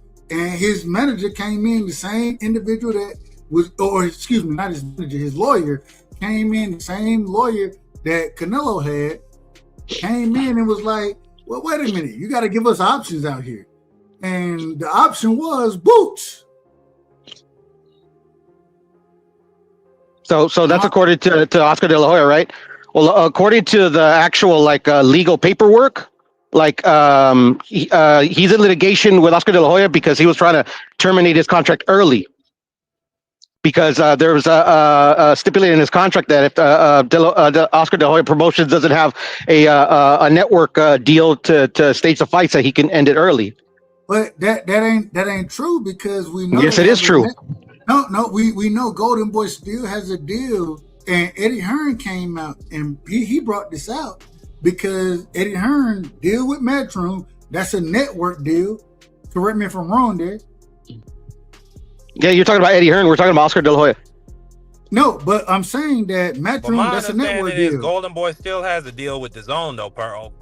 No, they have one now. They have one now, but when they entered litigation, no, they did not. No, they didn't. No, they didn't. Maybe at that time it was terminated, and then they renewed it. But if that's the case, they barely renewed it. They barely renewed it.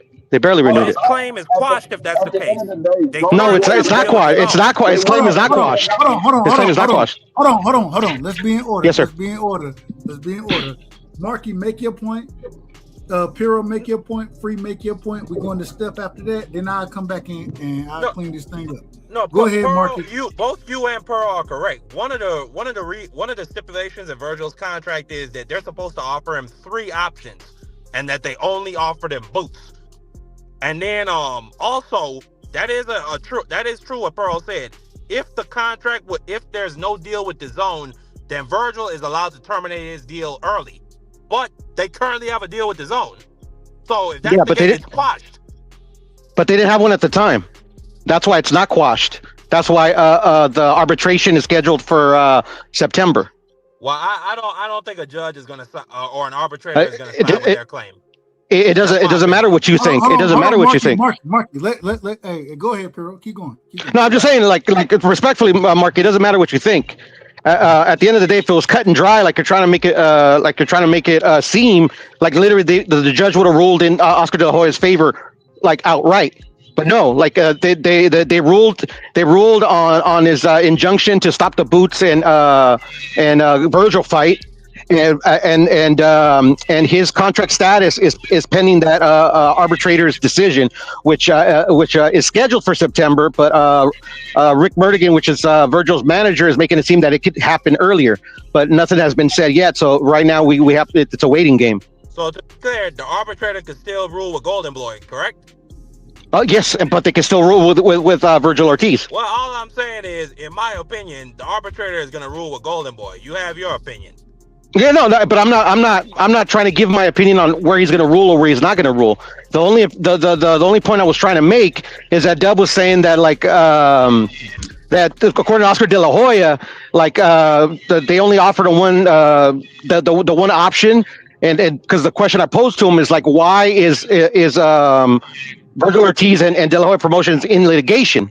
That was my whole initial question. My opinion, whether the arbitrator is going to rule in De La Hoya's favor or in Virgil's favor is moot because I didn't make that point. I wasn't trying to give my opinion on that. Well, at the end of the day, Golden Boy would have never been in jeopardy of losing their contract if Virgil would have just went ahead and went through with the agreement that he agreed to fight Jerome Bucetis. Virgil wanted more money. That's what the holdup was. And so the zone said, well, we're not going to give you an extension on your contract unless you give us a Virgil versus Jerome Bucetis. And then that's when the whole negotiation went past the expiration of their contract because Virgil didn't want to, he wanted to get more money. And Oscar De La Hoya said, Virgil wanted more than what I was trying to get him. I was trying to get him more money, but he want more than that. So that it was still came down to being Virgil's fault. The whole reason why the fight didn't happen. That's not accurate either, D, because the DAZN actually submitted a brief in Virgil's favor stating that Golden Boy's renewal of their contract is not contingent whether Virgil and Boots fight on their platform. That's what the zone said. The zone said they wanted the Jerome Bucetis fight. No. I'm pretty sure that they did, or I'm pretty sure they would. Hold on. Let me answer his question real quick. Hold on. Can I answer his question, please, Deb? No. Can I answer his question? No. I got you. Can I answer his question before I forget? Listen. Can I please answer his question before I forget? I'm running to the bathroom. Can I please answer his question? Y'all hold the panel down for me. That's all I'm trying to say, Piro. Calm down, man. No, I'm just trying to answer his question, Deb. All right. I was going to answer his question, and then Marky can hold it down. I'm just playing. D, of course, like if you're in DAZN's position, yeah, you would want that fight on their platform. But at the end of the day, is like you were stating that it was Virgil's fault because literally the DAZN deal was hung up because of the Virgil and Boots fight, but it wasn't because they submitted a legal document, a brief stating that their negotiations for the renewal of their contract. It doesn't have to do whether they make the Boots, Virgil, Ortiz fight on DAZN. You asking me that, or you telling me that? No, I'm telling you that. Like that's like a legal brief that you can look up. Like you can go on Google and read it yourself.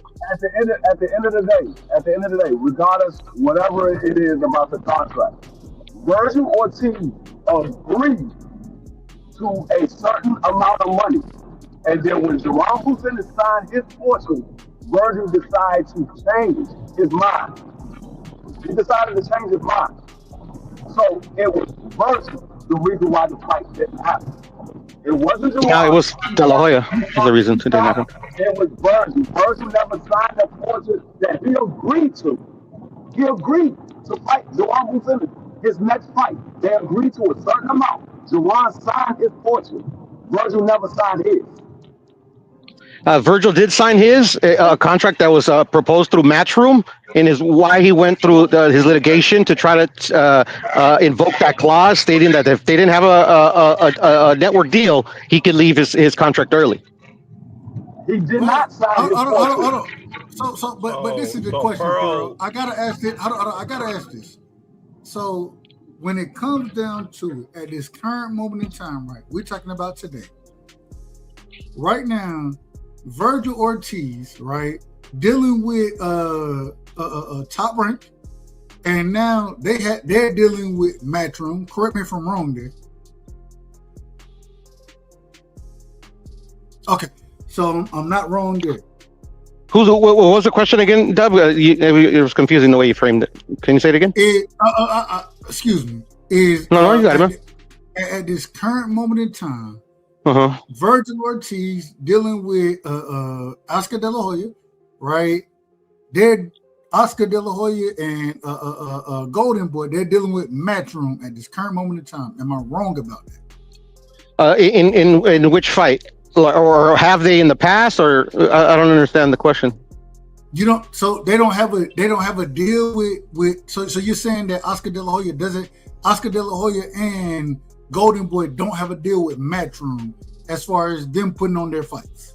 No, you're talking about Matchroom is a promoter. We're talking about a network. We're talking about a network. You mean DAZN? We make it say DAZN. I think you mean DAZN. Do you mean DAZN? Exactly. Well, my apologies. When I talk about Matchroom, when I talk about DAZN, that's one and the same in my mind. And I'm probably wrong about that. I'm looking at the file and Pearl was talking about. Pearl is correct. The DAZN COO did state in a filing when Virgil sought this temporary restraining order that they was open to negotiating a long-term deal with Golden Boy regardless of if Ortiz was on contract. And they were saying that Ortiz was in talks with Matchroom, basically cutting out Golden Boy to make the Boots fight.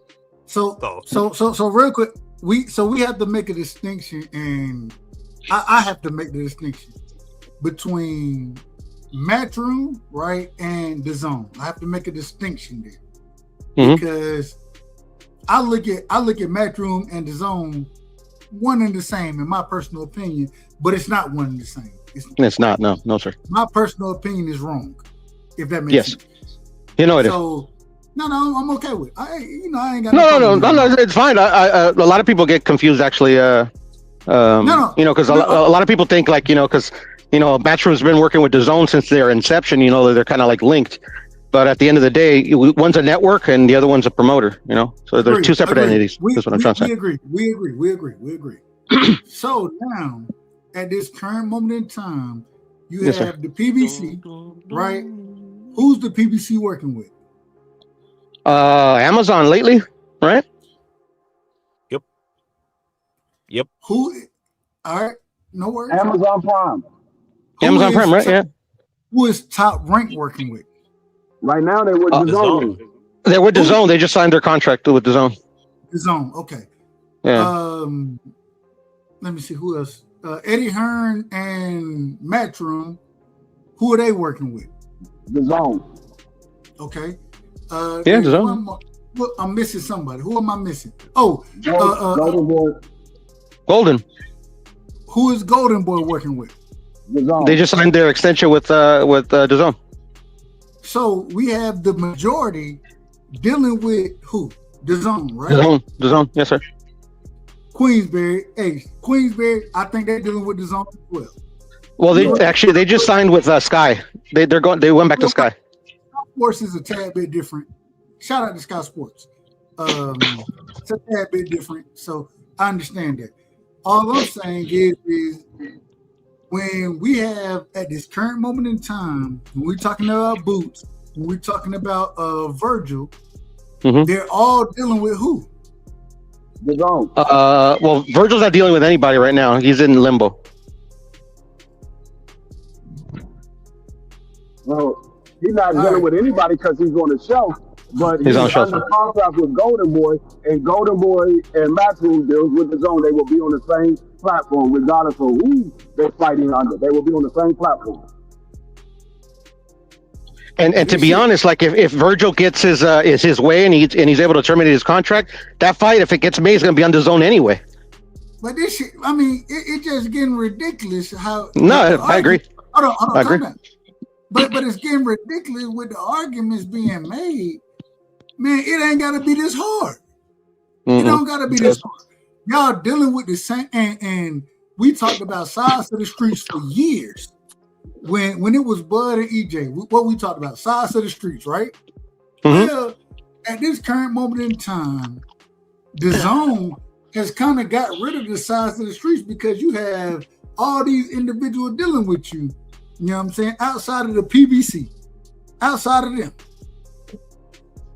Would y'all disagree with what I just said there? Oh, ain't David not at all. Ain't Not at all. David Benavidez fight on PBC this May? I believe it's a joint. It's a joint deal. He's fighting on a Riyadh card though. But that's what I'm saying. Like that. I mean, Riyadh is kind of like Switzerland. It's kind of like Switzerland. Card is different. A turkey card is once again it unified. Hey, we didn't see when Big Baby fought what's his name? The nigga that stopped him.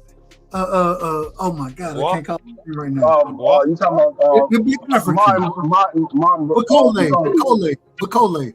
Oh, you mean that Big Baby? All I'm saying is that was money showed up in that situation. You feel me? So all I'm saying is if you don't have the Turkey situation going on in Turkey, he according to him, he more worried about the drones that Iran got going on over there. And shout out to Iran, shout out to Israel, and man, y'all hell with them boys. Hold on, man. Hold on. Y'all fix this shit immediately because all y'all out of order. The United States as well. Y'all all out of order. We ain't trying to see no wars going on around here. We want to see peace. But all I'm trying to tell you is as far as boxing goes, we didn't see Turkey do certain things and kind of get rid of the sides of the streets. But now we seeing Matchroom, right? Or the Zone, excuse me, not Matchroom. The Zone, we're watching them get rid of sides of the streets because hell, Top Rank got to deal with them. Oscar got to deal with them. Golden Boy, that a new HBO dub. Say it again. That a new HBO. That a new home of boxing. No, that's fine. But all I'm saying is we're getting rid of the sides of the streets. Dub, can I clarify something really quickly? Clarify. Yeah, I just checked too because you were asking like who was promoting the David Benavidez card. It's actually a PBC card. It's going to be on Amazon Prime. It's a Tom Brown promotion. Yeah, that's an Amazon Prime card. That's an Amazon Prime card. I'm out of order then. I'll be out of order. Yeah. I call myself. I thought Turkey was involved as well, but no, not in this instance. No, it's not Turkey at all. That's all Amazon Prime. It's PBC and Golden Boy on Amazon Prime. Yeah, PBC Golden Boy, correct. Yeah. How much the pay-per-view costs? I think 80, 89, something like that. 75.99. I'm buying it. It might be $79.99. Something like that, yeah. Something like that. All right. And I'm pissed because I want to see that fight. I might have to buy that fight. I was hoping that it would be on the Zone. So we talking about Zerto. We talking about Zerto, correct? Yeah, Zerto and David, Munguia, Resendiz, Duarte. Yep. Damn, bright and early in the morning, Dub. You got Monster Nui versus Junto Nakatani. They're fighting in the morning? No way. No, they're not. They always fight in the morning. They always fight around 7:30. No. In a way or the PBC card? In a way. Oh, okay. My bad. I got confused. I was about to say that's the Inouye fight, but yeah, for sure. I got confused myself. I'm not I'm done buying some of this stuff. He fighting Nakatani. Yeah, hey, that's a good fight though. That's a good fight. Yeah, excellent fight. I love that fight. I got Inouye winning, but I think Nakatani for to give him everything and then some. Man, Nakatani can fight. That brother can fight. Nah, I love he's a good I fighter. think he's gonna stop Nakatani. Yeah, I think it's I'm a Marky on that one though, but he is a good fighter. No. I picked Inoue to win the fight. I'm just saying. I think You Nakatani. see that last fight Nakatani had against that straightforward Mexican? No special effects, straight up and down. Nakatani ain't Nakatani can box. He can fight. He can No. slug. I'm not saying Nakatani straight up and down. I'm talking about the Mexican he fought. That dude was just a straight volume puncher. No, Nakatani was getting gassed. The problem with Nakatani is he get hit way too much. His defense lacking. Yeah, I agree with you. I don't think it's that. Like, he showed some really good skills in them first 3 rounds. Then he got gassed. But and the problem was just so consistent. Hold on, but the problem coming is forward, always being in his face. The problem with Nakatani is the nigga, and no disrespect, that man. It's not a nigga. Jesus, well, he's not a nigga. All right, my apologies. It was a bigger speech, Marky. But man, the brother, he for him to be fighting at what I think the fight is at 122, maybe 120. I think it's 122. He's so long for the division. 126, 122. I said 122. You said what? I think you said 126. I'm about to say, that man scared to go to 1. No, I said 122. I said that he's so long for the division. You know what I'm saying? He's a longer, rangier power fighter. You know what I'm saying? I think that gives Inoue a lot of trouble because Inoue ain't nearly as long as that man is as far as reach goes. And if I can keep you at the end of my punches, man, I can land some shit. But man, the boxing ability of Inoue, man, is so impressive. If you go watch him, the way he used feints, the way, and even when he done been hurt multiple times, knocked down multiple times. Well, I ain't gonna say that jab, dub. Man, but it's so hard to get that jab going against a longer fighter, right? It's harder to get that jab going. They have similar reach, Dub. They have similar reach, Dub. Going into the Cool Boy fight, but he seemed to neutralize it, Dub. I thought. Hold on. Go ahead. Go real quick, Piero. What's the reach? What's the reach information? They're like half an inch difference. The difference between them is a couple inches in height. The reach is a half an inch difference. Nakatami got a 68.5, and I said Nakatami. Inoue got a 68.5. Nakatami got a 69. Okay. Yeah. Man, the height difference is 2 inches, brother. It seems like Inoue reach should always be shorter than what it is. But hey, I ain't got no problem with it. All I'm saying is, man, the way Inoue uses feints, the way he closed the distance, the way he kind of, man, he forced you to do certain things in fights. You know what I'm saying? Bruh, you better keep that stick out there continuously and be on the back foot early in that fight. And then if you're going to drop the hammer, drop the hammer. But don't allow that nigga to catch your ass, because if he catch you, you're going to be out of order. And hell, we going to be talking about you, and we're going to tell you, well, that nigga, he was asleep in this round right here. And shout out to, hey, we gonna call it like we call it. Y'all go ahead. I'm going to switch devices, Dub. I'll be right back. Take your time. I think the best chance Nakatani got would be to push Inoue back and have him up against the ropes, where he could be in a position where when Inoue tried to counter, because Inoue had his flaw, and you saw it in the Luis Neri and against that Mercado dude. When Inoue throw the left hook, his right hand, it kind of drops a little bit, and I think he relies a little bit too much on his reflexes, which as he's getting older, as he's moving up, it starts to lag, and you could catch him with that straight right or that left hook clean on his chin. Marky, I think that's I don't think he should be on that back foot. I gotta ask you the question, Marky. How do you see when you say that he gotta push Inoue back, right? That's what you're saying. That's what he's gonna have success at, correct? That's his best chance, yeah. That's where his opportunity is. How do you think he pushes him back? I mean, well, it's gonna have to. Well, you're right with the jab. Yeah, it's gonna have to be with the jab. He's gonna have to try to go to his body. Maybe tie him up. Try to move him. Like, this the best shot he got. No, I'm just being honest. Like, that's the best shot he got. It's all I'm saying, Marky, it's gonna be. would you agree with me here? It's gonna be hard as hell for that nigga to push him back. It's gonna be hard as hell. I mean, it was hard as hell for Ali against Sonny Liston. It was hard as hell for Sugar Ray Leonard against Tommy Hearns. I mean, you figure a way out if you're a great fighter, Dub. Is Nakatani a great? Or is he just another body bag for a Nui? He gonna have to answer that question on the night. Nakatani is just a good fighter. He's not a great fighter. He's a good fighter. He good, but he not on those guys' levels. But go ahead, Free. I apologize. Nakatani, he gets hit too much. You can't be in there with a puncher getting hit, and that's the difference between Nakatani and Inoue. I think they got similar styles. I don't think they're the same.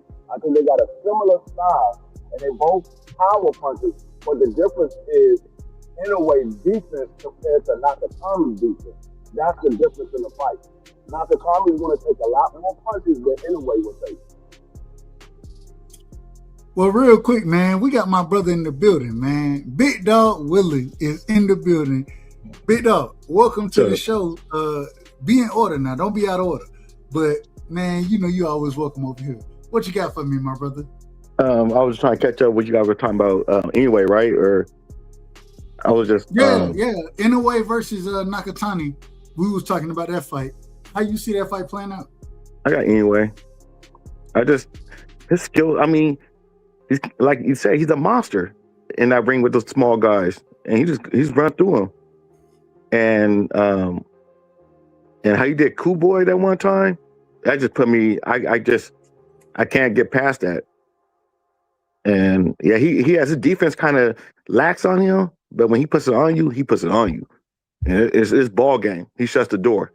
I ain't gonna lie, real quick. I gotta say this, and Big Dog, the way he did Cool Boy, man, that shit hurt me so bad.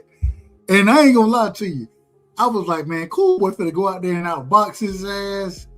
Hey, you know, I love Cool Boy. Scooter, I was like, man, Scooter finna go out there and outbox his ass. You love Cool Boy. Man, Scooter went in there and I seen Scooter getting clipped. I was like, throw the towel in. Hey, the man finna be concussed out here. Listen to my breakdown because you wouldn't have thought that. Yeah, man, I heard, you know. Hey, D-Free, you know, I'm gonna disagree with you if I disagree with you. You already know what it is. Philly niggas, and we talked about this, and D-Free is absolutely correct. D-Free told me, he said, man, Scooter finna get his ass whooped in this fight. And I was like, bro, this nigga finna outbox him, this, that, whatever. Man, I was always. Yeah, I heard that too. I heard it. Oh, yeah, I'm gonna say, I'm gonna be very honest. Us niggas did not think that was gonna happen like that. I didn't think it was gonna happen. That boy got his ass whooped. Free literally he told got me. His ass whooped. That was a cold ass whooping. Free told me. Free was like, all right.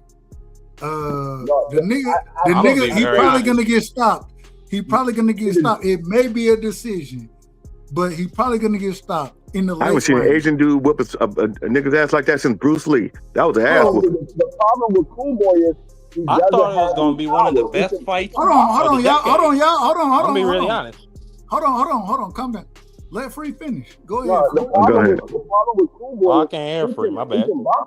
You're kind of down. Man, hold on, man.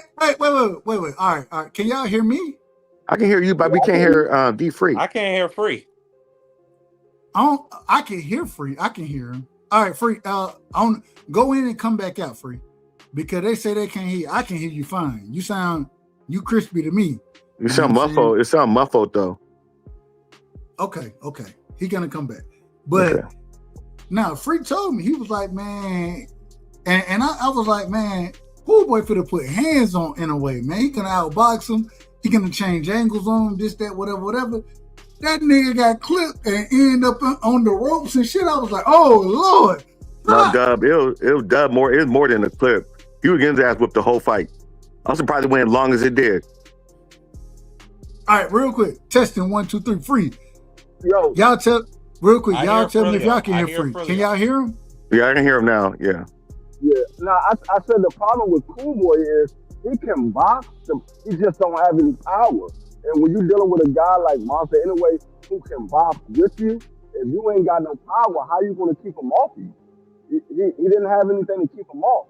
Like when you in there with a guy that can box with you, there's got to be something that separates you from him. And if you don't have the power, you got to have the defense. He's faster though too, D. He's faster in that fight. Yeah, that's what I'm saying. I mean, it's just like Cool Boy is an excellent boxer. He's an excellent boxer when he's on his game, but he doesn't have the power to keep opponents off of him.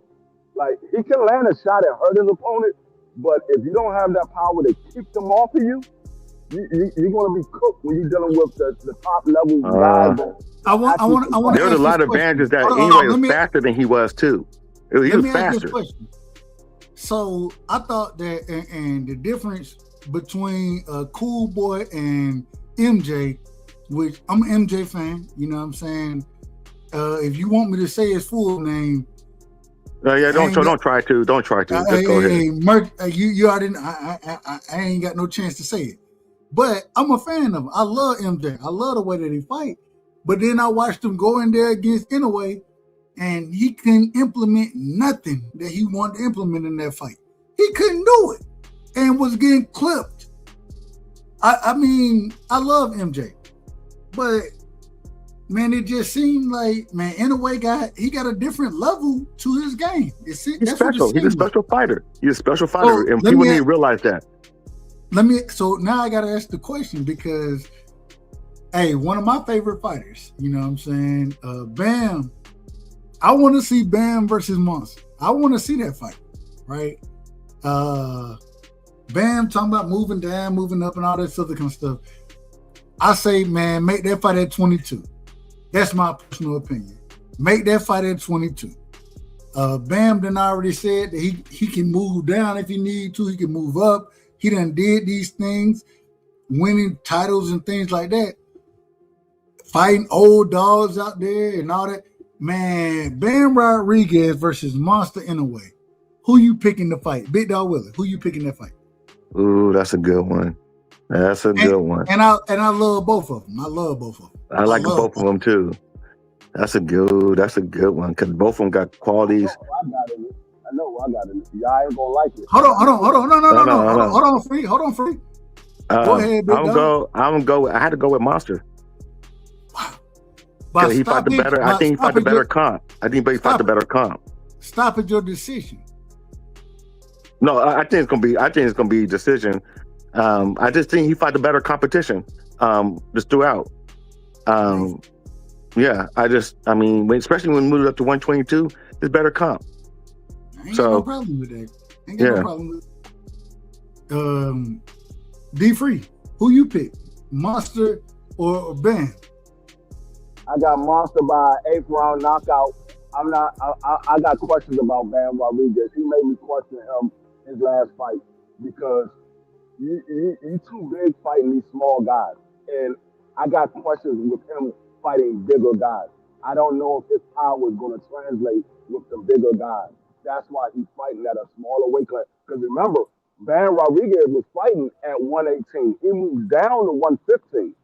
Yeah. He moved down to 115. I got questions with him fighting the bigger guys. I think Monster anyway stops him in the 8th round. In the 8th round? I can see that too. Man, I'm gonna tell the truth, man.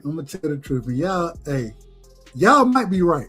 And y'all know, hell, most of the time when I pick fights, I done figured out I be wrong about fights anyway. So I don't know shit about boxing anyways. But man, I'm taking Bam every day and twice on Sundays. I'm taking Bam over Monster. I think that Bam, he's gonna be more active. I think Monster is the harder hitting individual, but I think that Bam defense is better. I think that his footwork is better. I think he changed angles better, man. And I could be once I pick a fighter, 9 times out of 10 I'm wrong. I'm 9 times out of 10. So if y'all want to go bet on these things, y'all go bet on Monster because 9 times out of 10 I'm wrong. But man, I'm picking Bam to win that fight because I think Bam, his skill set is so different from a lot of these guys.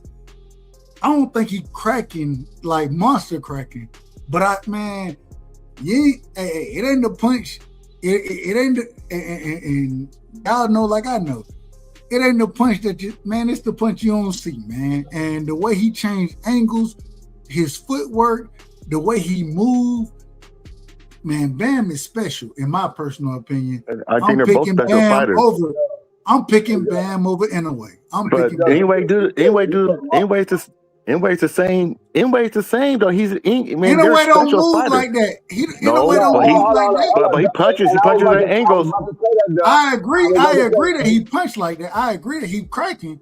I think he cracking way better. He punches at angles, and he gets it, man. Yeah, he's a special fighter. I mean, those are two special fighters against lesser individuals. I don't think Bam is on. Man, MJ Akhmadaliev, in my personal opinion, is the best individual he done fought. No, MJ Akhmadaliev. Come on. Hold on. You asked me a question, so I'm gonna answer the question. No, I think MJ. Man, let me finish. Can I finish? MJ, that nigga. I think MJ is a great fighter. You know what I'm saying? But at the same time, I don't think he can hold Bam jock strap, bro. He can't hold a man. D-Free, can I get this? Can I get this a little bit? What about Neri? What about Neri? What about Kubo? Okay, go ahead. Y'all go ahead. MJ is a better boxer than anybody Bam Rodriguez faced. Thank you. Schoolboy is a better boxer than anybody Bam Rodriguez faced. Now, Monster Inoue has been in there with much better boxers. You saying you believe that Bam Rodriguez moves better in the ring than Monster Inoue versus whom? He fought guys that was older. He fought guys that was smaller than him. He had his way with those smaller guys. Of course, he's going to look much superior over guys that's not on his level. We see Monster Inoue in there with guys that we believe was on Monster Inoue's level, and Monster Inoue showed that he was a better fighter. We have never seen Bam Rodriguez in there with anybody that we thought was on his level. Never. And you have to say he did fight a drugged up Neri, knocked him out, smooth. So that was, and I don't think Bam ever fight anybody as good as Neri. And I'm not a Monster Inoue fan, but I call it how I see it. I seen Monster Inoue in there with much better boxers than Bam Rodriguez has ever faced. And I just don't think I got questions about Bam Rodriguez when you're not trying to move up and you are much bigger than the guys that you're facing. I got questions. And that's the same thing I'm about to have about Gabby Findor. If Gabby Findor moves down, I'm going to have questions about her.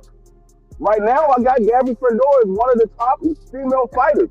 But if you're much taller than these females and you're talking about moving down in weight, you're not talking about moving up, you're talking about moving down. I got questions.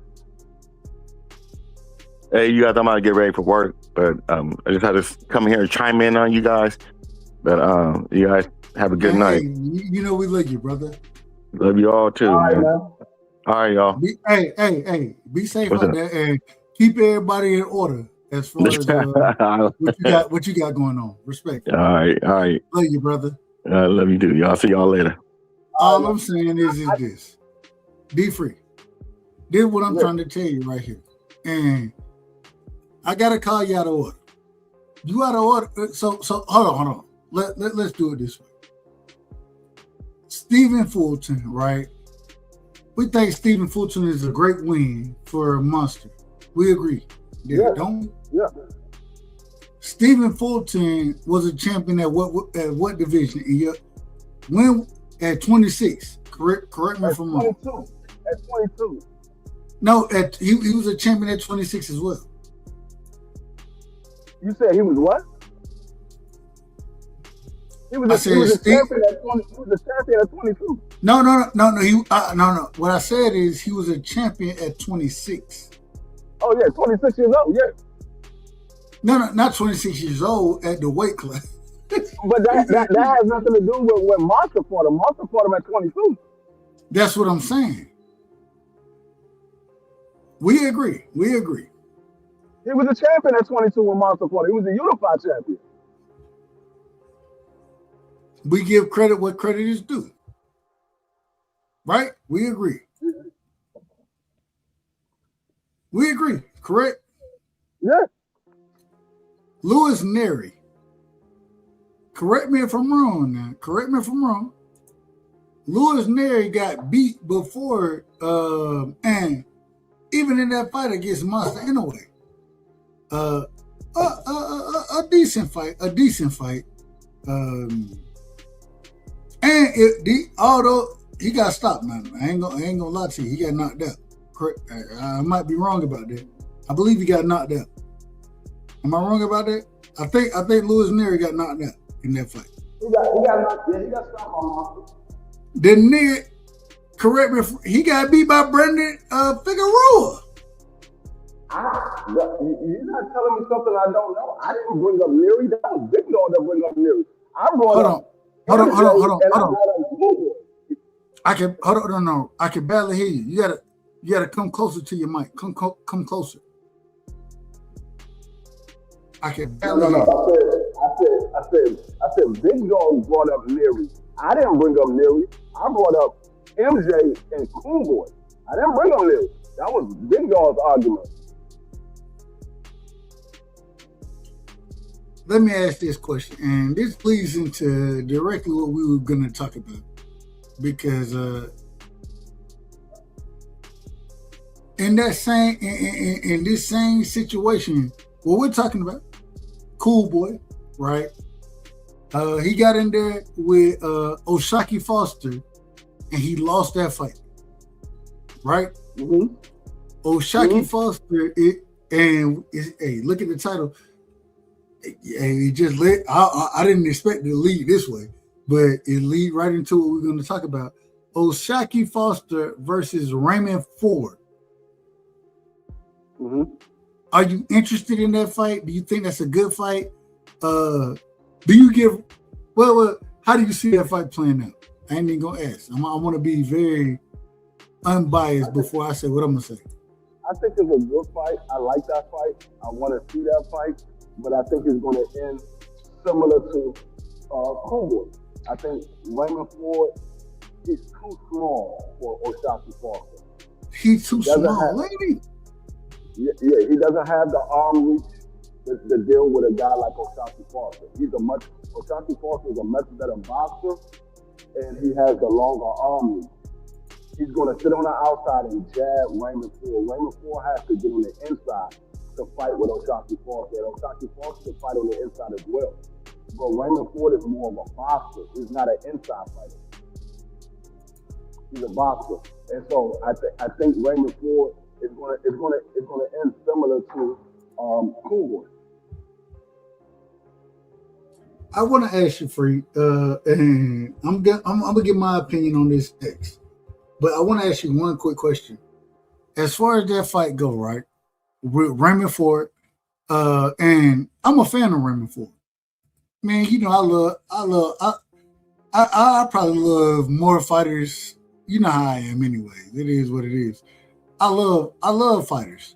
You know what I'm saying? And it is what it is. But Raymond Ford, what is he? Correct me if I'm wrong here. The man probably 5'5", 5'6". Is he 5'5", 5'6"? Probably somewhere around there. I think he got long arms, so he might have a 75-inch, 78-inch arm reach, somewhere in there. But I think he got a good skill set. When he beat Nova, right? I think that was his last fight. I could be wrong about that. He beat Nova, and Abraham Nova done had his own, man. Stop bringing out this big ass, respectful. I say this respectfully, Abraham Nova. Stop bringing out the big ass, mascot. Yeah, mascot. That's the word I'm using. Stop doing it, man. You out of order, man. you be so out of order. It don't even make sense. It was cool when you was winning, but you ain't winning. Yeah, you can do it if you're winning, but when you get hands put on you, stop bringing the mascot out. He had a close fight with Oshaki. Nova did. I thought that the fight with Oshaki, in my personal opinion, I thought that was a better fight than he had with Raymond Ford. I thought Raymond Ford watched him. Did you see the Raymond Ford fight versus Nova? With Nova? Yeah, Nova. No, I didn't. I might. Oh, you cut out. That fight happened a while ago, so I can't remember exactly how it went down. I gotta go back and watch it again. Well, all I'm saying, I thought, and I think the Oshaki fight, it happened probably in 2005 or 2025 or something like that. I think it was late 2025. I could be wrong. Or excuse me, 2024. I said 5. 2024, like late somewhere in there. But I think the better fight was the Raymond Ford fight. And I ain't even gonna lie to you. When I watched that fight, man, I had Raymond Ford. I thought Raymond Ford he put pause on he truly outboxed Abraham Nova, and I think Nova is a great boxer. I think he ain't a power puncher, nothing like that. The man can box, you know what I'm saying? And I like watching them box. I love watching them box. Just stop bringing the damn mascot in there, brother. Stop that. But at the end of the day, I think, man, Raymond Ford, I think he a great boxer. I just don't think he got power. And when he gonna be fighting somebody like Oshaki Foster, man, I think everything is against him in that fight. Size, distance, range, power. I'm gonna tell you what did it for me. What did it for me with Raymond Ford. Yes, he had a good fight with Nova. I'm not going to use the triangle theory because he might have had a better game plan than Oshaki had. I think Shaki, he got more to win in this fight. He got more to prove in a win in this fight than Raymond Ford has to prove. Raymond Ford is just fighting somebody else's fight. He's being a guinea pig for somebody else. Oshaki, he got to go through Raymond Ford to get the fight that he wants. So I think he got more to fight for than Raymond Ford does. But what really did it for me with Raymond Ford was that Nick Ball fight. There's no way in the world Nick Ball should have won that fight against Raymond Ford if you're the guy that everybody say you are. There's no way Nick Ball should have won that fight. Hey, Nick Ball a dog, bro. Nick Ball is a dog. I will give Nick Ball. He got a lot of heart. He comes in there. He's not going to lay down for anybody. But if you're the guy that everybody says you are, Raymond Ford, you should have won that fight. You should have won that fight. But when he even in that fight, and I think that fight happened 2 years ago or something. Yeah, but even in that fight, man, Raymond Ford went in there against a puncher. Nick Ball, that's what he is. He a puncher. You know what I'm saying? Nick Ball ain't no puncher. Nick Ball punching out there. No, he don't. Nick Ball is known for his boxing. He's not known for punching. Man, Nick Ball ain't no motherfucking boxer, bro. Go look at Nick Ball's resume. He's not no puncher. Nick Ball go out there against guys that. I didn't even say boxer. I meant to say he's known for his dog mentality. He will go in there and mix it up with anybody. He's known for his dog mentality, but he's not no puncher. Agreed. All right. Let me rephrase it. He's about as much a puncher as Cool Boy. Nick, the nigga want to slug it out with you, bro. He wanna he can take a punch. He not a knockout artist. When I say a puncher, I'm not saying he a knockout artist. I'm not saying that. I'm saying that he not gonna out. You tell me who Nick Ball gonna outbox, right? That ain't his game. He not gonna outbox individuals. I got one. And so he go ahead.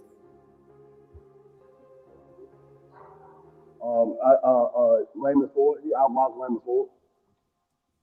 You thought he outboxed Raymond Ford?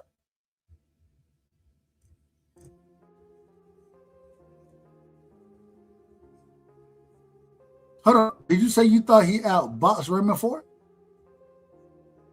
Yeah, I think he outboxed Raymond Ford. He didn't hurt Raymond Ford. I don't recall him knocking Raymond Ford down. I think he might have got a knockdown in that fight. No. I don't think Raymond Ford got knocked down in the fight. And I might be wrong about that too. Yeah, that shit was so long ago. But I don't think he got knocked down. Yeah, that's better. But say it again? I would say yeah, he did outbox Raymond Ford because he won on points. He didn't win by knockout. He didn't win by beating his opponent up. He won on points.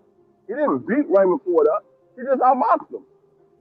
Man, he didn't. Man, that nigga, he was lame. Man, Raymond Ford was scared to engage in certain times in that fight because Nick Ball was throwing them overhands like a motherfucker. Yeah, he outboxed him. That's his boxing That style. ain't now, man. That's his outbox. Hey, hold on, man. Hold on. There's a different. Now I understand. If you throwing overhand, if you throwing get off my, hey man, if you throwing get the fuck back punches, that shit ain't outboxing nobody, bro. Yes, I'm gonna tell you why it is. Because just like your boy said, there's 5 styles of boxing. Just like your boy said, there's 5 styles of boxing. Oh, we done went to the 5 styles. I mean, but there's different styles of boxing. So just because you don't move around the ring, don't mean you don't outbox your opponent. There's different styles. You got the come forward fighter. You got the brawler. You got the boxer. And then you got the boxer puncher. And then you got the knockout artist. So there's different styles of boxing. So if you impose your style on your opponent and you win the fight, you don't knock them out, and you don't drop them, you win on point, then you outbox your opponent. I feel you on that. I'm just saying, when you throw and get the hell off me punches, and hey, you might connect with a get the hell off me punch. I ain't got no problem with it. All I'm saying is, man, I'm not giving you rounds for get the hell off me punches. I'm not giving you rounds for that. Hey, and those get the hell off me punches, the only punches that land the entire round, you gotta give it to them. That's a fact. You're right about that. You're absolutely correct about that. If those are the only punches that land, then I do have to give you credit for it. But man, some of them punches Nick Ball was throwing, I'm like, man, this nigga just, man, get back. I'm like, oh, bro, you supposed to be the pressure fighter. You supposed to be the one. He wasn't even the pressure fighter in that situation. The only problem with that is Raymond Ford was getting back. That's the only problem. He was getting back. Y'all talking about Oshak and Raymond, right? No, we're talking about. But we talking 2 years ago. So let's move forward and let's talk about Oshaki versus Raymond Ford. What y'all got on that? D free, and then we come into stuff. I mean, I got like I said, I got Oshaki.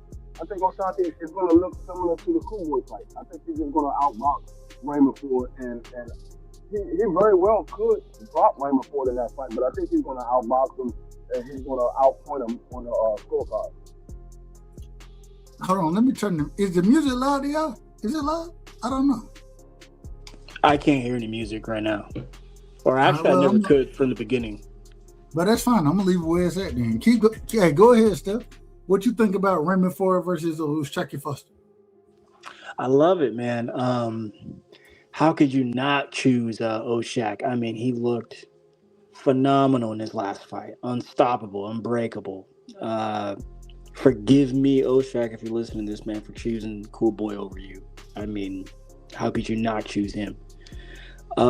Raymond, you know, he looked good at, was that 26? when he had that belt. Raymond, you talking about Raymond Ford? Yeah. Against who? I can't. Some white dude, I think it was. I can't think. But Raymond comes. He's a come forward fighter, so this should be an exciting matchup. I think more pressure's on Raymond to figure out Oshak because Oshak just knows how to box, man. He's a really good fighter, and he's been tested now in his title fights. So I know he's gonna come to bring it. It seems like they have a little bad blood. They talking that up. Speaking of, Oshak Foster is going to be on BF's channel tomorrow getting interviewed. So y'all pull up to that. That's going to be nice. Lots of questions will be answered. But I love the fight, man. With that being said, I'm going to go ahead and choose Oshak on this. I think he got a slightly bigger frame there. And, he looks better in his last fight. But it should be a good one, man. It should be real good. I ain't gonna lie to you, man. The interesting thing about this whole situation, right? So Oshaki Foster,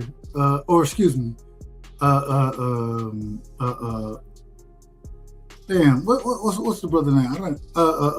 Raymond Ford. Raymond Ford, excuse me. Raymond Ford got a decision, right, against Abraham Nova. Correct me if I'm wrong. I think I'm right about that. He's a good gatekeeper, though, Dub. Yeah. But even before that, Oshaki Foster went in there and he got a split decision against Nova and knocked Nova down in that fight. I believe. I could be wrong about it. No, he did. And Top rank don't want him to be successful. I'm just gonna say that. Well, hold on, real quick. And then went in there against Conceição. And I'm a big fan of Conceição. I think Conceição, shout out to the, I believe he's Brazilian. Is he Brazilian? I might be wrong about it. But they had 2 fights against each other. I think it was kind of, I think Raymond won the second fight. Conceição won the first fight. Both those fights. You're talking about Oshaki and Conceição. Oh, excuse me, Oshaki. That what I said. I said Raymond. Yeah. I knew what you meant, though. I knew what you meant. But Oshaki won both those fights, but he did. Conceição, the first one. And then he went in there, and when he put hands on, and I think he peaking right now. When he went in there and put hands on Cool Boy, now mind you, Cool Boy coming off of a knockout from a Monster. Okay, I understand that, but man, he went in there and outboxed the shit out of Cool Boy, and he did. It ain't like he just beat him up. He just outboxed the man, and I didn't see that happening. I didn't see it happening. So he's not coming off a knockout off a Monster. He's coming off a win over Brandon. Figueroa. But Brandon Figueroa, I mean, come on now. Nah, let's not do that. Hold on, wait a minute. The man had already beat Brandon Figueroa, right? Then and shout out to Cool Boy. I'm a fan of Cool Boy. That man had beat Angelo Leo, went and fought Figueroa, had a close fight there. Went out there, put hands on what's the nigga name? Roman. He put hands on Roman. Daniel Roman, yeah. Roman, LA. Then went in there and got his ass whooped against a Monster, but came back against what's the Mexican brother name? I think he came back at Figueroa at a bigger weight. No. Before he fought Figueroa, he came back against Was it Ray? No. It wasn't Ray Vargas, was it? Castro. Was it Castro? Carlos doing that thing to me again. Hold up. I think it was Carlos Castro that he came back against. I could be wrong about that. Don't judge me on it. If I'm wrong, Hey, y'all do, yeah. Hey. Actually, let me refresh too, Dub. And then, because I can't hear go you. ahead. 1 second. 1 second. That's fine. I'm gonna keep talking anyways. And then he came back, rematched Figueroa, fought Figueroa in a different way when he had to fight against Figueroa the first time. I was like, bro, this is the worst way you can fight this man. You fighting in the pocket and doing shit that you shouldn't be doing. And then what did he do? He came back and he avenged himself. Oh, hold on. I got my brother Steph back in the bed. Hold on. Yeah, Steph, are you there? Yeah, I can hear now, and the music too, and it's fine. My apologies, but all I'm saying is after Cool Boy got beat down respectfully by Monster Inouye, came back and he did his thing. And then when he got in the ring with O'Shaquie Foster, he didn't look like he deserved to be there. I'm just telling the truth. I think O'Shaquie Foster is better than a lot of people give him credit for. Go ahead, Steph. I apologize. I agree. I agree. I've chose against both of them before, and have been wrong. That was a really good fight on paper, but Cool Boy didn't come in, man. He came in overweight, blowed up, and got his ass whooped so bad he didn't even want to be in there by the 4th round. In fact, first round he got straight right, or it was straight left. It was straight right, I'm pretty sure, straight to the dome, and he didn't want to be there. It was over. You said something about Conceição. Conceição, all right, I like Robinson Conceição. I like him. I think he can box. He's a really good boxer. He fought somebody. It might have been Shakur, but I'm pretty sure it's before that where he lost to Shakur though. He lost to Shakur. Yeah. He looked way fresher and better. His legs looked better, and then about the time he got to O'Shaq, he looked like Father Time got him. I was like, man, he fell off a cliff. I was like, what is this? And then they fought the second time, and he still looked it almost the same way. But did he win the first fight against O'Shaq? I think he won the first fight. They robbed O'Shaq, man. He did not win that fight. That was bad. Like I said, Top Rank, they don't want him to be successful. Ever since he signed with them, they act like he doesn't even exist. It's crazy. And the best fight I think he ever had? Who's this? When what's the nigga name? What's the nigga the tall Mexican dude who be throwing uppercuts? You talking about Espinoza? No, not Espinoza. Oh my God. Any other guy I call his name? What weight class? I think they was fighting at probably 30 at the time or somewhere around there. Man, damn, I can't think of his name. Man, he tall, he long, throwing uppercuts from across the ring, man. The uppercut was Navarrete, are you? Navarrete, that's his name. Ray Sanchez, Ray Vasquez. I forget, but the first no. Navarrete. He's not tall. I could be wrong. Right. Navarrete tall as hell. No, he's not. He's like. Well, okay. I know what you mean. For his size, to be fighting that. Frankly, he should have been at 35 2 years ago, man. No, man, that's a big dude, bro. Whatever. But I think when they fought, and y'all don't quote me on this, I could be wrong. I think they fought at like 26 or something when they fought, and so Ray Vargas. Yeah, I'm talking about Navarrete. 1 second though, I'll be right back. Per, hold it down. You too, Doug. When Navarrete was throwing them uppercut, it was a draw in the fight. It was a draw, but I don't know. I thought that was the best fight that I ever seen from Robinson Conceição. I had him winning the fight. My bad. I thought you were talking about somebody else. No. I was talking about Robinson Conceição. But hell, you know I'm out of order anyways. It don't matter, Piero. What you got for me? Talk to me. I don't even know what we're supposed to be on right now. Okay, give me 1 minute, Dubsky. Well, fuck it. I'm gonna just keep talking. I want to talk about this. Boots Ennis versus Virgil. I mean, excuse me, not Virgil Ortiz. Xander Zayas. Yeah, I want to get back on that. Who did you choose, Doug and Pero? As far as the fight go, who I picked to win? Yeah, I picked Boots. I'm picking Boots every day and twice on Sundays. For sure. But my problem is I don't even think Boots should be in this fight. Why is that? Because I think that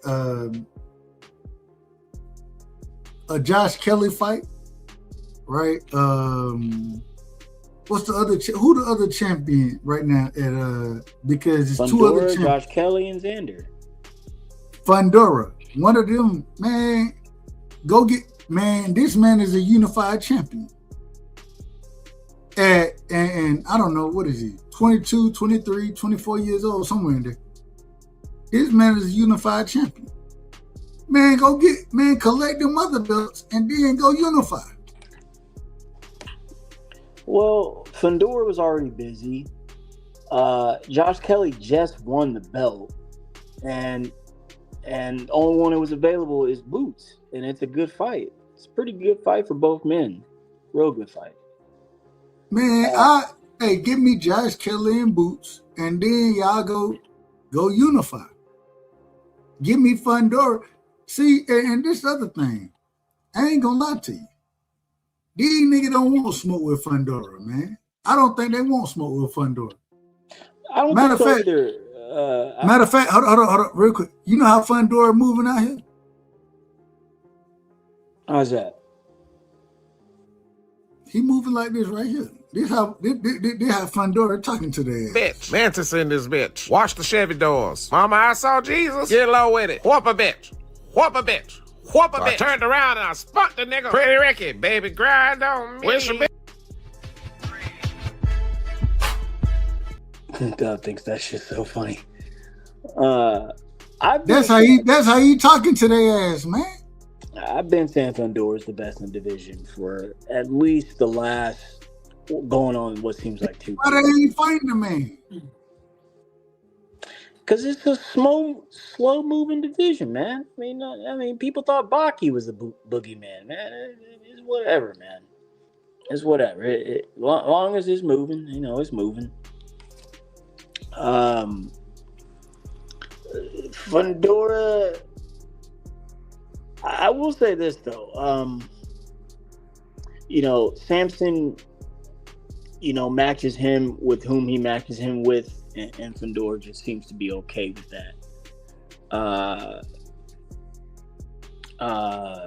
One would ask, why hasn't he wanted to challenge the likes of a Jamel Charlo? But it seems like we buried him alive and forgotten about him. But I do, again, I think, sorry, Pierre, I think with his track record and whom he's fought since he's been in the division, I think he's the best in the division, no doubt. Amazing. I don't think there is a clear best in the division. Just my opinion. My bad, Dub. Go ahead. No, we're not going. I just said mainly off the strength of his resume and comparable to the other, guys in the division. I think he's the best. That's why I said that, bro. I mean, I think Virgil has a claim to that. But to be honest, hold on, who Virgil done beat? He got like one scalp, dude. Who he beat? He beat Madrimov. He beat Bohachuk, Lubin. Those 3 wins are like better than any of Fundora's wins. Amazing. That's a good claim. That's a good claim. No, not a good claim. I mean, Keith is a good name to have. Don't get me wrong, but Keith, I mean, you could tell he was like a shell of himself. It's not a good claim. It is a good claim, bro. I mean, like he got his ass kicked by Mendoza. Then what? Went 12 with Tim Zulu. Virgil ain't jumped in the ring with Fundora. I'm sorry, brother. Why Virgil ain't jumped in the ring with Fundora? Didn't we already discuss this before I took my little break? But we talked about it. We'll be right back again. He ain't fighting nobody. He's fighting Oscar. Let him beat Oscar. And then he can fight somebody else. Hey, learn how to sign some shit. Anyways, all I'm saying, He signed his portion, but anyway. So you put Virgil at the top of the division right now. I mean, I think he has a strong case, but like I was responding to Steph, I don't think there's a clear like number one guy there. Like I think I'm not talking about nobody else. I'm not talking about nobody else. I'm talking about Virgil Ortiz. Where do you put him at this current moment in time? Amongst the top in the division. Top 5? I would put him top 3. Amazing. All right. Do you think that he loses? We had the unified champion Xander Zayas. Would you put Virgil over Xander Zayas right now? Of course. Amazing. Why he ducked him then? Because of Oscar. Didn't we discuss this with D-Free as well? Because of Oscar. No, not because of Oscar, because of PBC. Amazing. What, PBC ain't got nothing to do with them? Yes, they do. What are you talking about? Xander ain't a part of the PBC? Oh, I thought you said what's his name?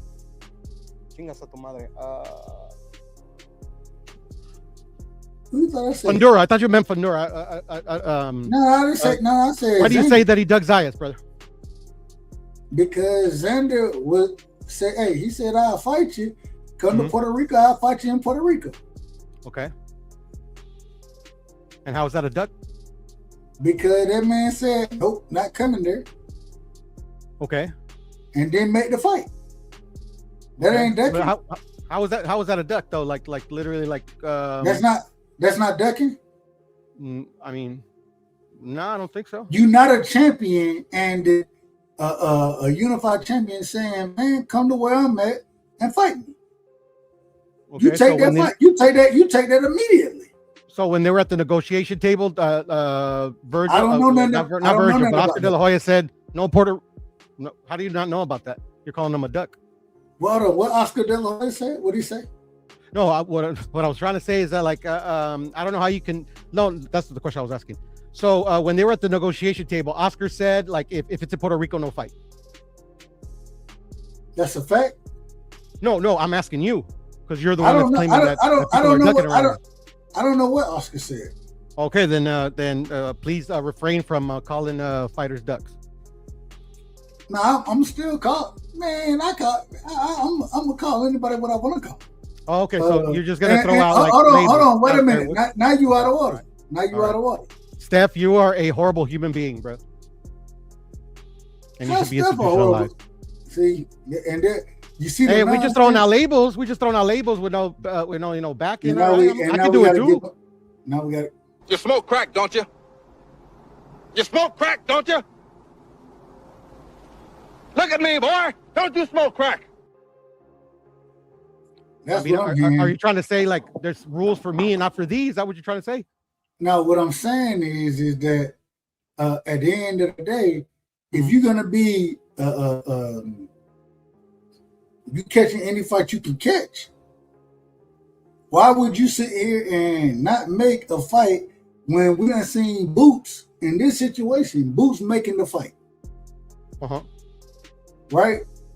Xander Zayas making the fight with Boots. Well, why Virgil didn't go make the fight? And you're gonna blame Oscar? I understand you. No, I'm not blaming Oscar. I'm not blaming Oscar. No, that's exactly what you're doing. No. I'm just debunking your claim that somebody ducked somebody else. Okay, then why didn't Virgil make the fight? If you're not blaming Oscar, according to Dub Right Side. No. You get cooked and you talk over people, man. Go ahead. If you're not blaming Oscar, why didn't Virgil make the fight? All right, are you gonna let me answer my question the way I'm gonna answer it? That was a question, brother. I'm on mute. All right. Okay. So I'm not blaming Oscar. You said that he ducked Xander Zayas because they offered him the fight, and he said come to Puerto Rico, and they said no. And then I told you, so that's what actually like stalled the fight out, is that when they were at the negotiation table and they said, okay, we're going to offer you this fight, but it's going to be in Puerto Rico, and Oscar De La Hoya said no, and you said I don't know. So if you don't know what happened at the negotiation table, how is that a duck? You literally said I'm not gonna blame Oscar, and then blame Oscar. No, I said I'm not blaming Oscar. No, you're the one that brought I just Dub. said that. Dub, I you just brought said up that. Oscar. You brought up Oscar. You just blame Oscar. I did not blame Oscar. Okay, who are you blaming then? Who are you? I'm not blaming anyone. I asked you a question and you answered it. Okay, Dub, let's make it simple. Did I ask you a question? What question did you ask me, Pharaoh? I asked you, did De La Hoya say if it's in Puerto Rico, there is no fight? And what did you say? You're blaming Oscar? No. What did you say? You're literally what did you pulling say? Oscar No, into I'm not. this. Go ahead. I asked you a question. And what did you say? What did you answer? What was the question? That the fight fell through because Oscar turned the fight down because it was going to be in Puerto Rico. I asked you this question. What did you answer? I don't know. I don't remember what you said. Yeah, that's exactly what you said. I don't know. And then I told you, how can it be a duck if you don't know what happened?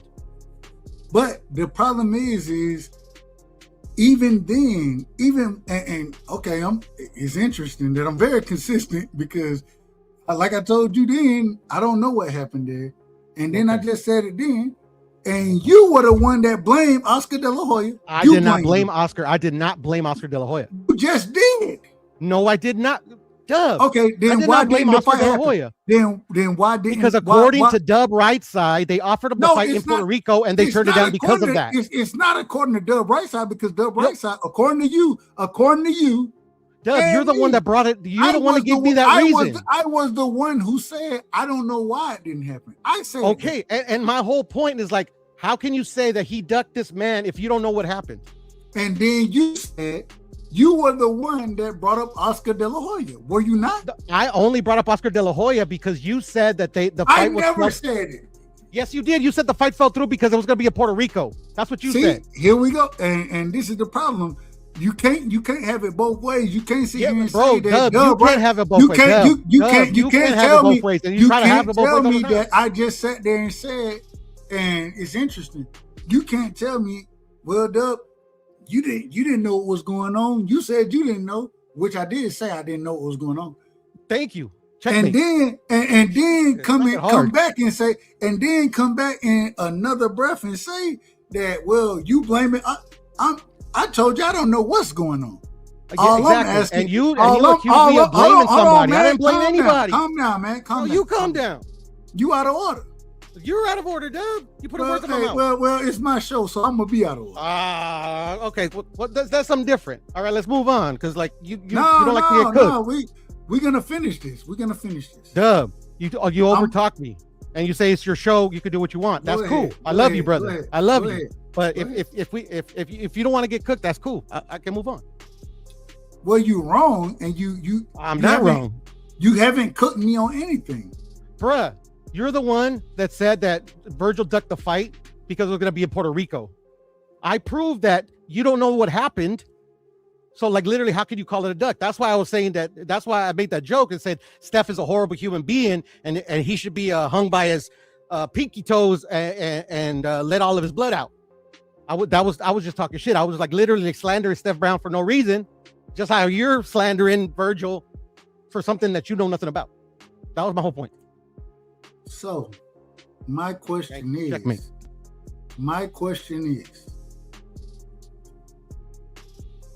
why, if Virgil wants to fight, right? And me and you, correct me if I'm wrong, we're both saying that Oscar De La Hoya is the one stopping the fight. We're agreeing on that, correct? No, we're not. We're not agreeing on that. So, okay, if we're not agreeing on that, then why didn't Virgil Ortiz go to Puerto Rico and fight Xander? Why not? Why did he turn it down? I don't know. Man, you out of order, man. And now Like literally, it's not that hard to say I don't know. It's fine. It's fine. No, it's fine. I don't know. You said it it's fine. 10 seconds ago. I ain't got no problem. It's fine. It's fine. Mr. Chapman, welcome to the show. Nah, I'm not cooked at all. You out of order. But welcome to the show. Calm down, Pero. Calm down. Mr. Chapman, welcome to the show. You know it ain't nothing but love and respect. Man, what you got for me tonight, Mr. Chapman? Talk to me. Hey, I just came in on some. I don't even know what's going on, but I do know that there was a fight that was negotiated or talked about, but didn't go through. I don't know how come it went through, but now we got another fight, and that fight, hopefully, will be a hell of a fight, man. And it will go to give people the proper respect that they do. That they deserve, man. I just wish we can get these people, whatever the reason it is, in the ring with one another, because too many times we got people talking about things that could have been, should have been, would have been, but don't get to get done. Now we get a fight where we got somebody in the ring with somebody else that they should be in the ring with. And we just hoping that, it can produce a moment that maybe gives us a possible rematch or a possible trilogy. Now, I'm pretty sure and I'm fairly certain that if Boots wins, there will be a rematch enacted. So we should definitely get another one. Whether we get a trilogy, that's to be remain to be seen. But for all intents and purposes, man, I think boxing is winning with this. Unfortunately, whatever's going on between Virgil and his promotional company and his manager, I think a lot of that is affecting the way he's able to move and operate in that ring. He need to get that taken care of and situated before I think he can ever get back into the ring, because those two people, they make the decisions on where he go, unfortunately. So they got to get on the same page, or they're going to have to find a different page to go somewhere. And hopefully we get more fights going forward where we can see people hop in the ring that should be getting in the ring. So that's what I'm going to open up with. I got to say, man, shout out to my brother DJ. Shout out to Let's Talk About It as well. And shout out to Blue Hustle, man. Hey, DJ, pull up, man. I want to hear your thoughts on Wilder, man. I definitely got to hear. And that's my brother, straight out of Alabama. Hey, I want to hear your thoughts on Wilder. Let's talk about it. Pull up if you get the opportunity. Straight out of Philly. You know what I'm saying? Pero acting a fool out here. He acting a fool. But it's okay. I ain't got no problem with it, man. Act the fool as much as you want to. I want to ask this question right here. And getting into, because I didn't get, Mr. Chapman, respectfully, I didn't get your thoughts on this. Steph, I don't think I got your thoughts on this. Pero, I don't think I got your thoughts on this either. Wilder, Chisora, y'all thoughts on that fight, and where should they go next?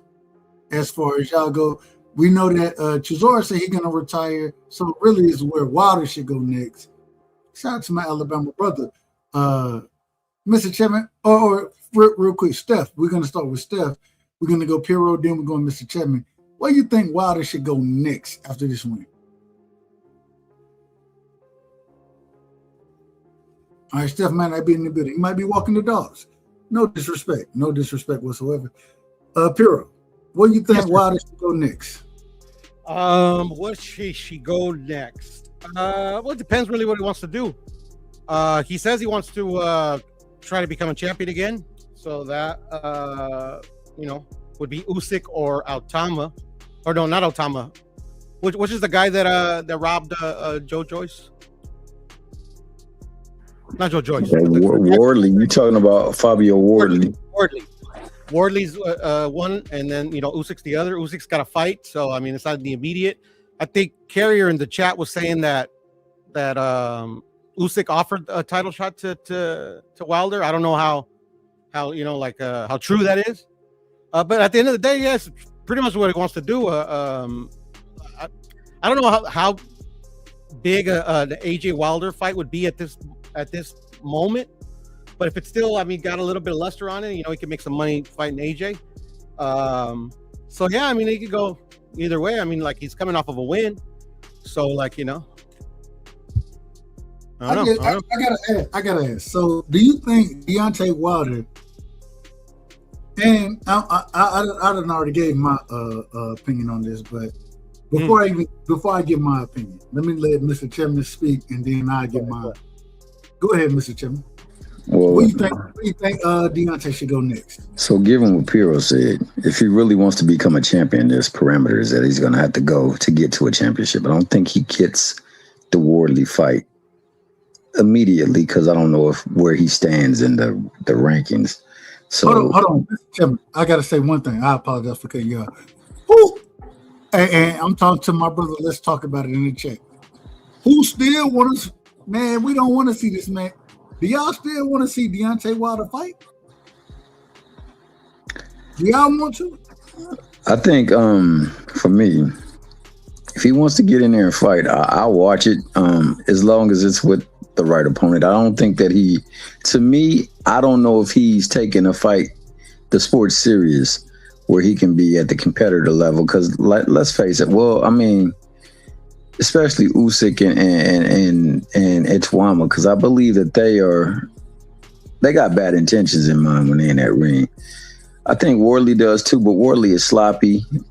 Wilder has been sloppy, so you know it's who gonna be able to land the biggest punch, and chances are it's not gonna be Wilder because he's really wild with things. He hasn't had structure to his fighting for a long time, especially after, you know, he got super big. If he wants to be a champion, then he's going to have to determine whether or not he's going to put in the world work that's necessary to condition his body, strengthen his resolve going through the rounds, and be able to accommodate going through fatigue or lessening the bouts of fatigue. I think also he's going to have to set his punches up. He can't wing them. Now, as far as what we saw in that fight, I want you to really recognize that the ref was an active fighter in that ring too. He definitely was cutting rings. He was getting in the way. He was way out of order. And you know, it looked like, for me, it looked like it almost looked like they was trying to stage it so, you know, your boy can go out as the warrior is. And shout out to Chisora, because he literally did everything that we ask of a fighter, and that's fight everyone possible. Wilder, he still has two names for sure that he hasn't yet been able to get on the marquee, and that's Usyk, that's somewhat from his era, and then there's Joshua. So to me, that the Joshua fight, since I don't believe either of them are in the competitive stage yet right now because of minor setbacks and major setbacks, that might be the fight. And it's a reason why when you looked at that promo, it was over there. Every time you saw Wilder, you saw a snapshot of Joshua somewhere. And then you got your boy Eddie Hearns out there talking about, you know, well, Joshua's not ready to compete for a belt yet, so we would possibly take a warm-up fight, or what did he say? What's that fight that they take when they need to stay busy? What they call that? Touch-up or tune-up. Yeah. And he said Wilder would be a tune-up. So they're alluding to the fight, that's probably the fight they're going to set up. I mean, the way that they captured the production, everywhere Wilder went, there was a picture of him there. He no longer looks at Wilder the way he used to look at Wilder prior to, you know, Wilder going on the deep end and not looking good. Now he looks like he's food. So that's a fight that we possibly can see. And I think that that's the fight they're going to make, because Wilder is not in a position where he can dictate terms anymore. So of the two right now, I think the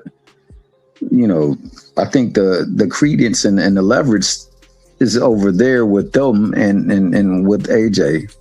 And AJ is, of the two, he appears to be the closer to competition level than what's the name. So for me, it would be that or the Usyk fight. I don't think he needs to fight any of the Young Bucks, because I think the Young Bucks destroy him, because they're trying to become champion. They're trying to make a name, and they're looking at that as the old lion that's no longer able to defend and protect the pride like he used to. And he's just somebody that got to get get out the way. He got to either kick rocks or he got to go. So that's what I think. I think that the fight they probably gonna make is the Anthony Joshua fight. I think it's probably the biggest money fight in the division. I don't know what other fight can probably garner that money, and I don't know what other fight for Wilder will, be appealing for him other than the Usyk fight, which will not be competitive. So, but those are the last two fights that I think on his docket he needs, because he's fought in everybody else that's in his era.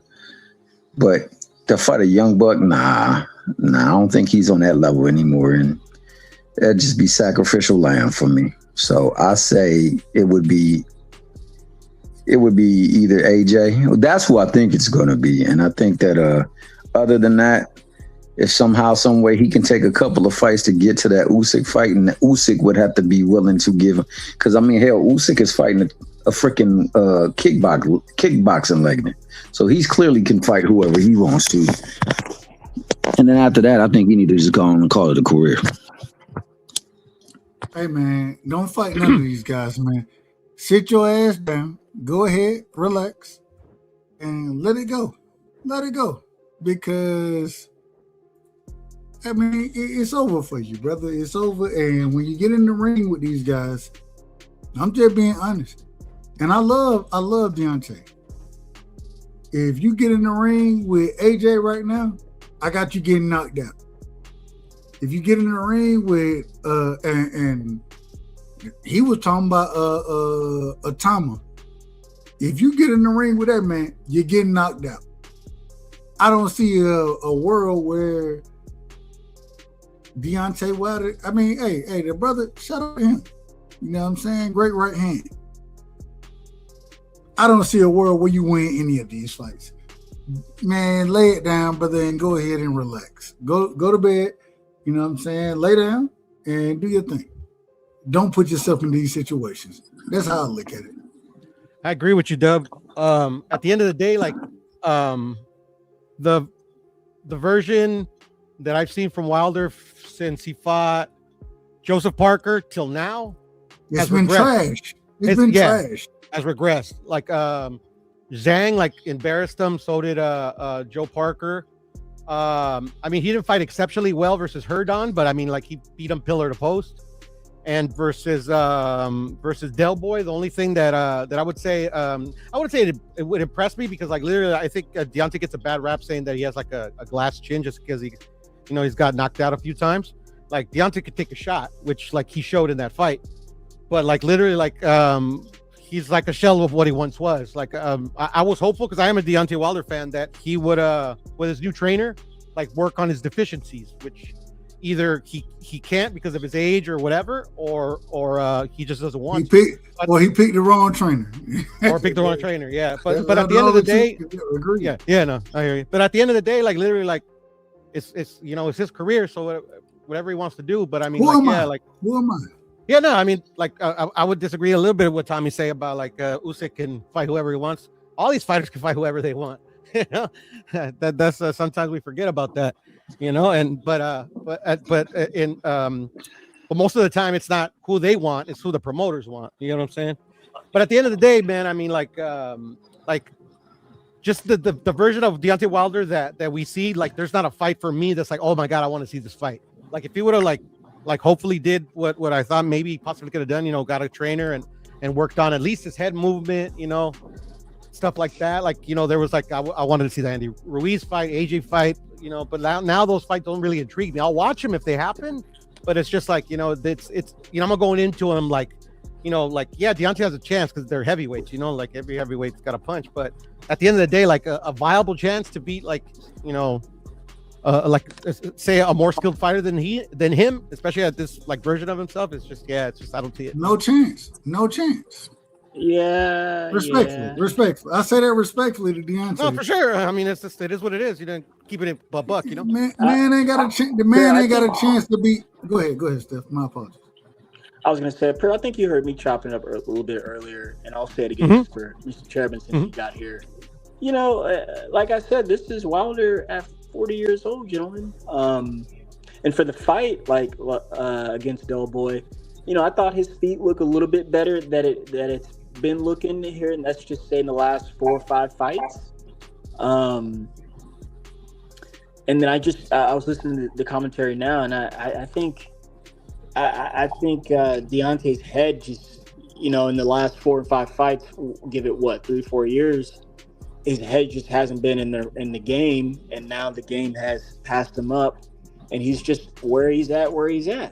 And I saw some head movement against Del Boy, but you got to think, Piro, he was fighting a guy way smaller than him, outweighing him once again, and is a pressure fighter. So he had to be what he looked like then, just to be kind of getting in and out of there. And I thought, he's a sniper, so he was landing some shots. It was a slugfest, so everyone was really screwing up their work. Plus, both men were fighting dirty. But to where he goes from here now, like I said earlier, I want to see him fight the champions, man. He's got nothing to prove. I don't want to see him fight anyone younger. I don't want him to necessarily be a gatekeeper as is. He's a proven commodity. He needs to be. Usyk wants to fight him. So get that. Why? It's for all the bread and the titles and the glory. Worley has the belt. Worley says he wants to fight him maybe. Get in there and fight him too. Win, lose, or draw. Like, get in there and do it, man. Yeah, and I hear you. And then one quick point, real quick, and I'm gonna go on mute for like a couple minutes. Is that like, I can see it. Like I said, nothing's impossible. Like I had Del Boy winning that fight. I mean, before it happened, but Deontay pulled it off. So kudos to him. So like, literally, nothing's impossible. But at the end of the day, too, like I think Deontay's got to realize, and anybody, that if Deontay, doesn't matter what fights he takes, if he keeps losing and he keeps prolonging his career, it's going to hurt his legacy. Because unfortunately, it is what it is. Like, yeah, he became champion. He had a lot of defenses. And if you would have said retired maybe after the third Fury fight, like literally, like I think his legacy pretty solid to the Hall of Fame, because of his his defenses. But say like he fights like the people he wants to fight, and he takes like, say like two knockout losses in a row, and then the third fight is just like a wash, like against Joseph Parker. Like literally, if he retires, like literally, like people, whether they're gonna give him his kudos or not, they're gonna see that every time he stepped up in competition, he didn't have it. So that could hurt his legacy. So like, if I'm Deontay, I'm looking at that and saying maybe like, okay, like getting better, like I was saying, like hopefully that he would, or let's just like, okay, let me go one big fight, one more, just to give the fans, his fans like a kind of like a farewell fight and hanging them up.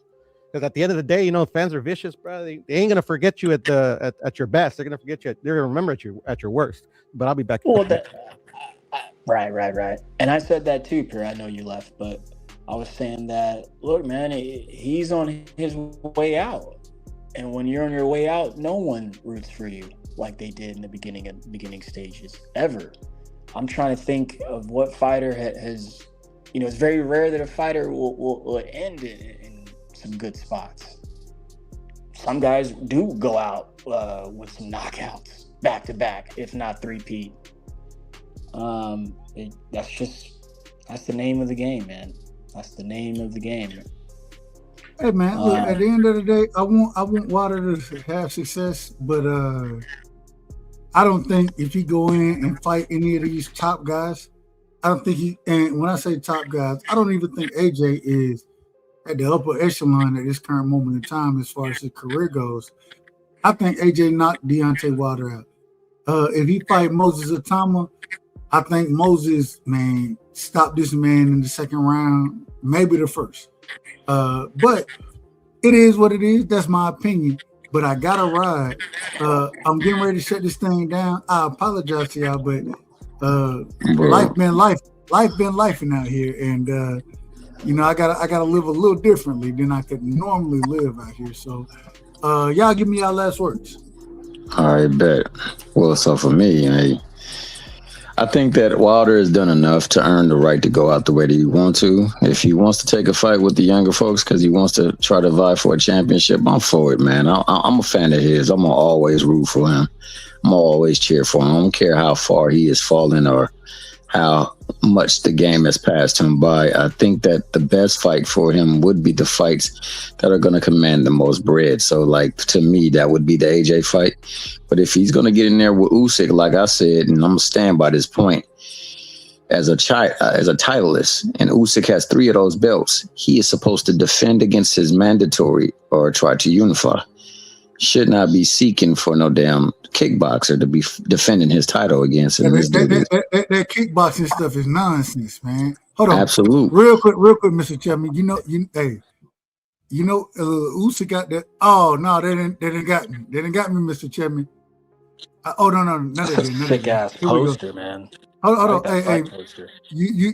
When we look at Usyk, this what I be thinking right here. This how I look at Usyk at this current moment in time. And I ain't saying he a bad fighter, but him going to fight the kickboxer, I look at him like bitch. Mantis in this bitch. Wash the Chevy doors. Mama, I saw Jesus. Get low with it. Whoop a bitch. Whoop a bitch. Whoop a bitch. Turned around and I spunk the nigga. Pretty Ricky, baby, grind on me. Wish a bitch would, then jet set. Thriller dance. Call me Dragon Ball Negro.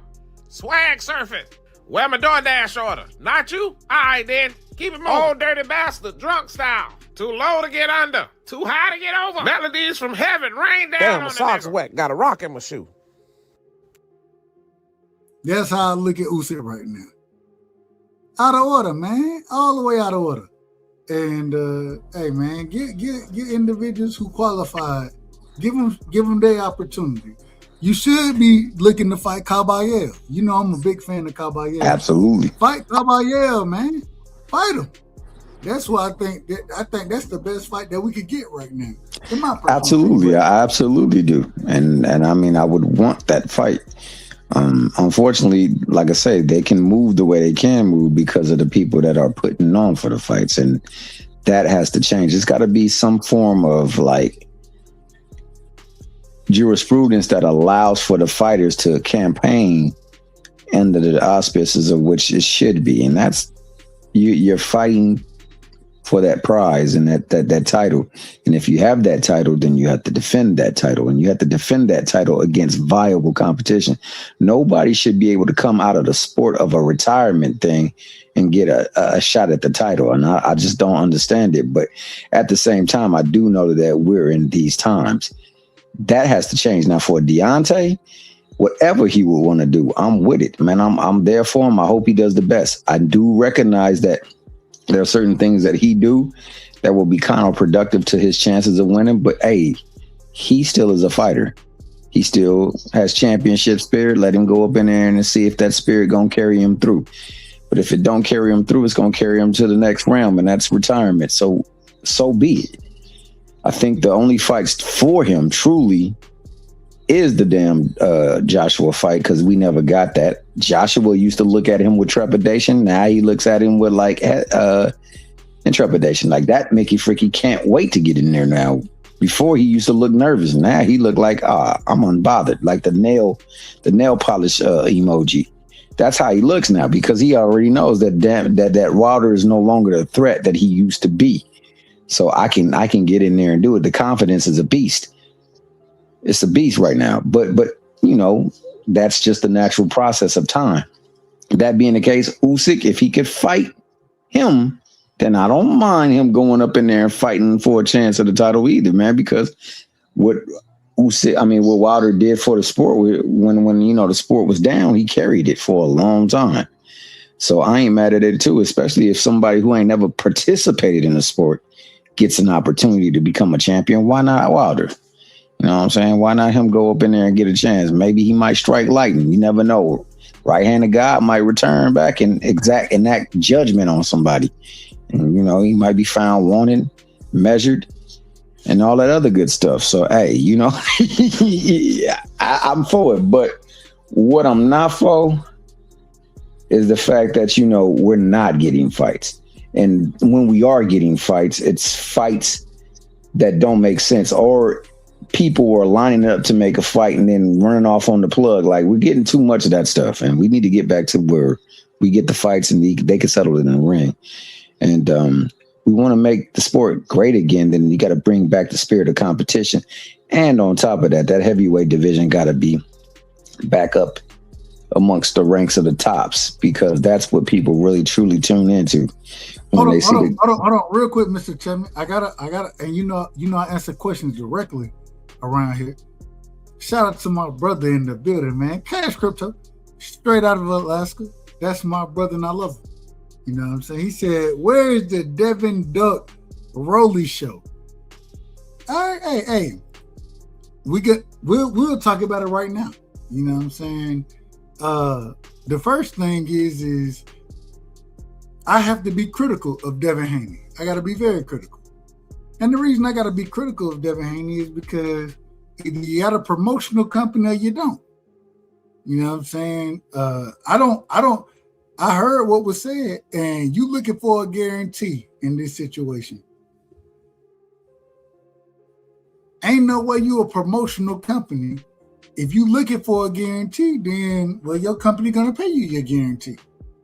I agree with Rolly there. And this is why I think that people, especially the Haneys, respectfully, they missed the boat because they want to call themselves promoters, but they not taking the what's the word I want to use here? They're not taking the risk that the major promoters are taking. When the smoke get put on you, you're like, hold on, wait a minute, I want my guarantee. But wait a minute, you're a promoter.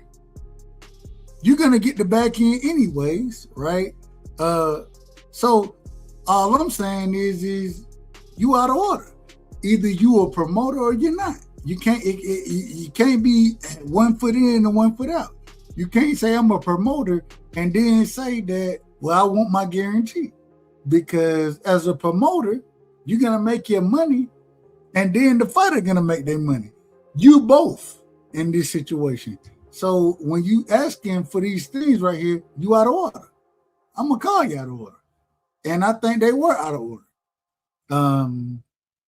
The problem is because I don't know everything that went on in the situation. It's hard for me to say, but from what I know, y'all out of order. It seems like that y'all more worried about y'all guarantee, but as a promoter, you're not guaranteed shit. As a promoter, what you got to do is you got to make sure you put the fight on and the fight happen and you get what you get. You know what I'm saying? Hence the reason, hey, if a fight, if it ain't profitable, guess what end up happening? It don't happen. The fight don't happen if it ain't profitable because the promoter is going to look at it and be like, we done ran the numbers and none of this don't make sense. So all I'm saying is, hey, it's the exact same thing with Devin. He out of order. Him and his team, him and Bill, they all out of order. Hold on, real quick. I gotta do it. You don't know what went on with Virgil either, but you call him a duck. Different when it comes to Devin. Nigga, shut your dumb ass up. The reason I say shut your dumb ass up is because we already said I don't have a clue, and all I said was nigga, according to you, you wanted to fight, but you couldn't make the fight happen. According to Virgil, never made the fight happen. Everybody else was trying to make the fight, and you arguing with Oscar De La Hoya. So shut your dumb ass up, man. I ain't cooked on a motherfucking thing. You cooked because you just talking crazy, respectfully. And I love you, Cash. You my brother. But we getting out of here, man. I apologize. Y'all know I gotta deal with my brothers accordingly, and I love them. But we got to give Cash the drop as well, man. Shout out to my brother Cash. But we gotta give him the drop in this situation because he out of order. You smoke crack, don't you? You smoke crack, don't you? You smoke crack. You smoke crack, don't you? You smoke crack, don't you? Look at me, boy. Don't you smoke crack? You might be a crack smoker, bro. Respect. But I love you. You know what I'm saying? This sounds tough. Give me your last word, Steph. Appreciate you, man. This is a good little boxing talk. Sorry I was so in and out. Yeah, excited for Xander and Boots to get it on this summer. That's going to be real fun. Don't forget, we got David and Zerto coming up. We got Monster coming up. Raymond and Oshak coming up. Perhaps we may see Spence Jr. come back at the end of the year. I don't think we're seeing Spence this year. I don't think we're seeing EJ this year. Okay. I hope we do. But I don't think we're seeing EJ this year. We'll keep this thing rolling. I want to see some more heavyweights get it on too. I know. What are Charlos at, man? What are Charlos? I told you, man. We buried them alive and literally like tried to forget about them. Flamed out. Did you see that video of his ex-wife or wife defending him last week? No, I didn't see it. No, I didn't see it. Yeah, that was interesting. She hold on. She was defending him. Yeah, she was. Was it Mel or Maul? No, it was Mel, I believe.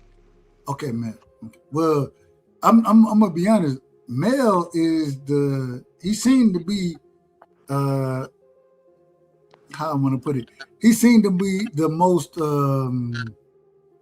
sane individual. Fighting, like he's practicing. He's hold on. Who did I say? I just mentioned Maul, but you were talking.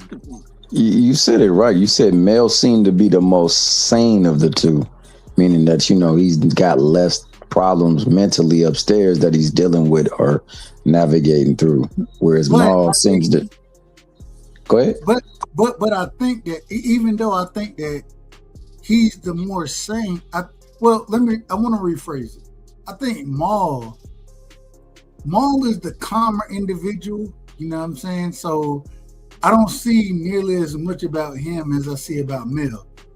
Mel, I think he's the better fighter. I think he had order. You think Mel the better fighter? Than Maul? You think Mel is the better fighter than Maul? Absolutely. I'm strongly the other way. Who faced the better competition? Yeah, I hear what you're saying about better competition and everything, man. I'm just looking at what I see them do in the ring, and Maul is a beast. He just at times his head ain't just together.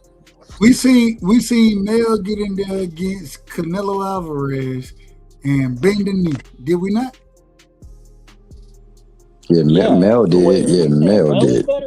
And then we seen Maul get in there against somebody we ain't never heard of and win the fight. And I swear to God, I put this on everything I love. I listened to Cornflake earlier today. They were talking about being a promoter and all this other kind of stuff. I listened to Cornflake earlier today, and I was like, "Nigga, Mel, get your ass back in the ring, bro. You can make so many fights, but he's not doing it. At least Maul, or excuse me, I'm saying it backwards. I keep saying it backwards.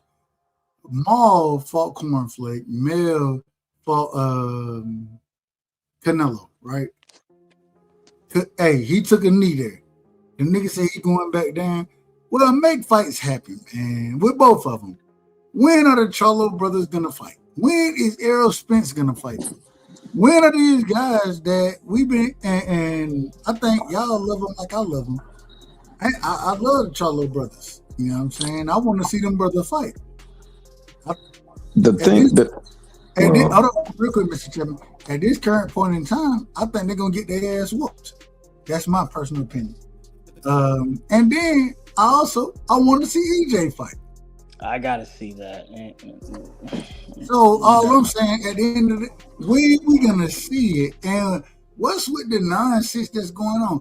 It's a bunch of nonsense. We're looking for fights, and Boston is starving right now for good fights. Boston is starving. Yeah, but they don't have representation right now. They with the PBC. Yeah, the BBC ain't, like I said, buried No, alive. the Ain't thinking PBC about is their representation. Al Heyman.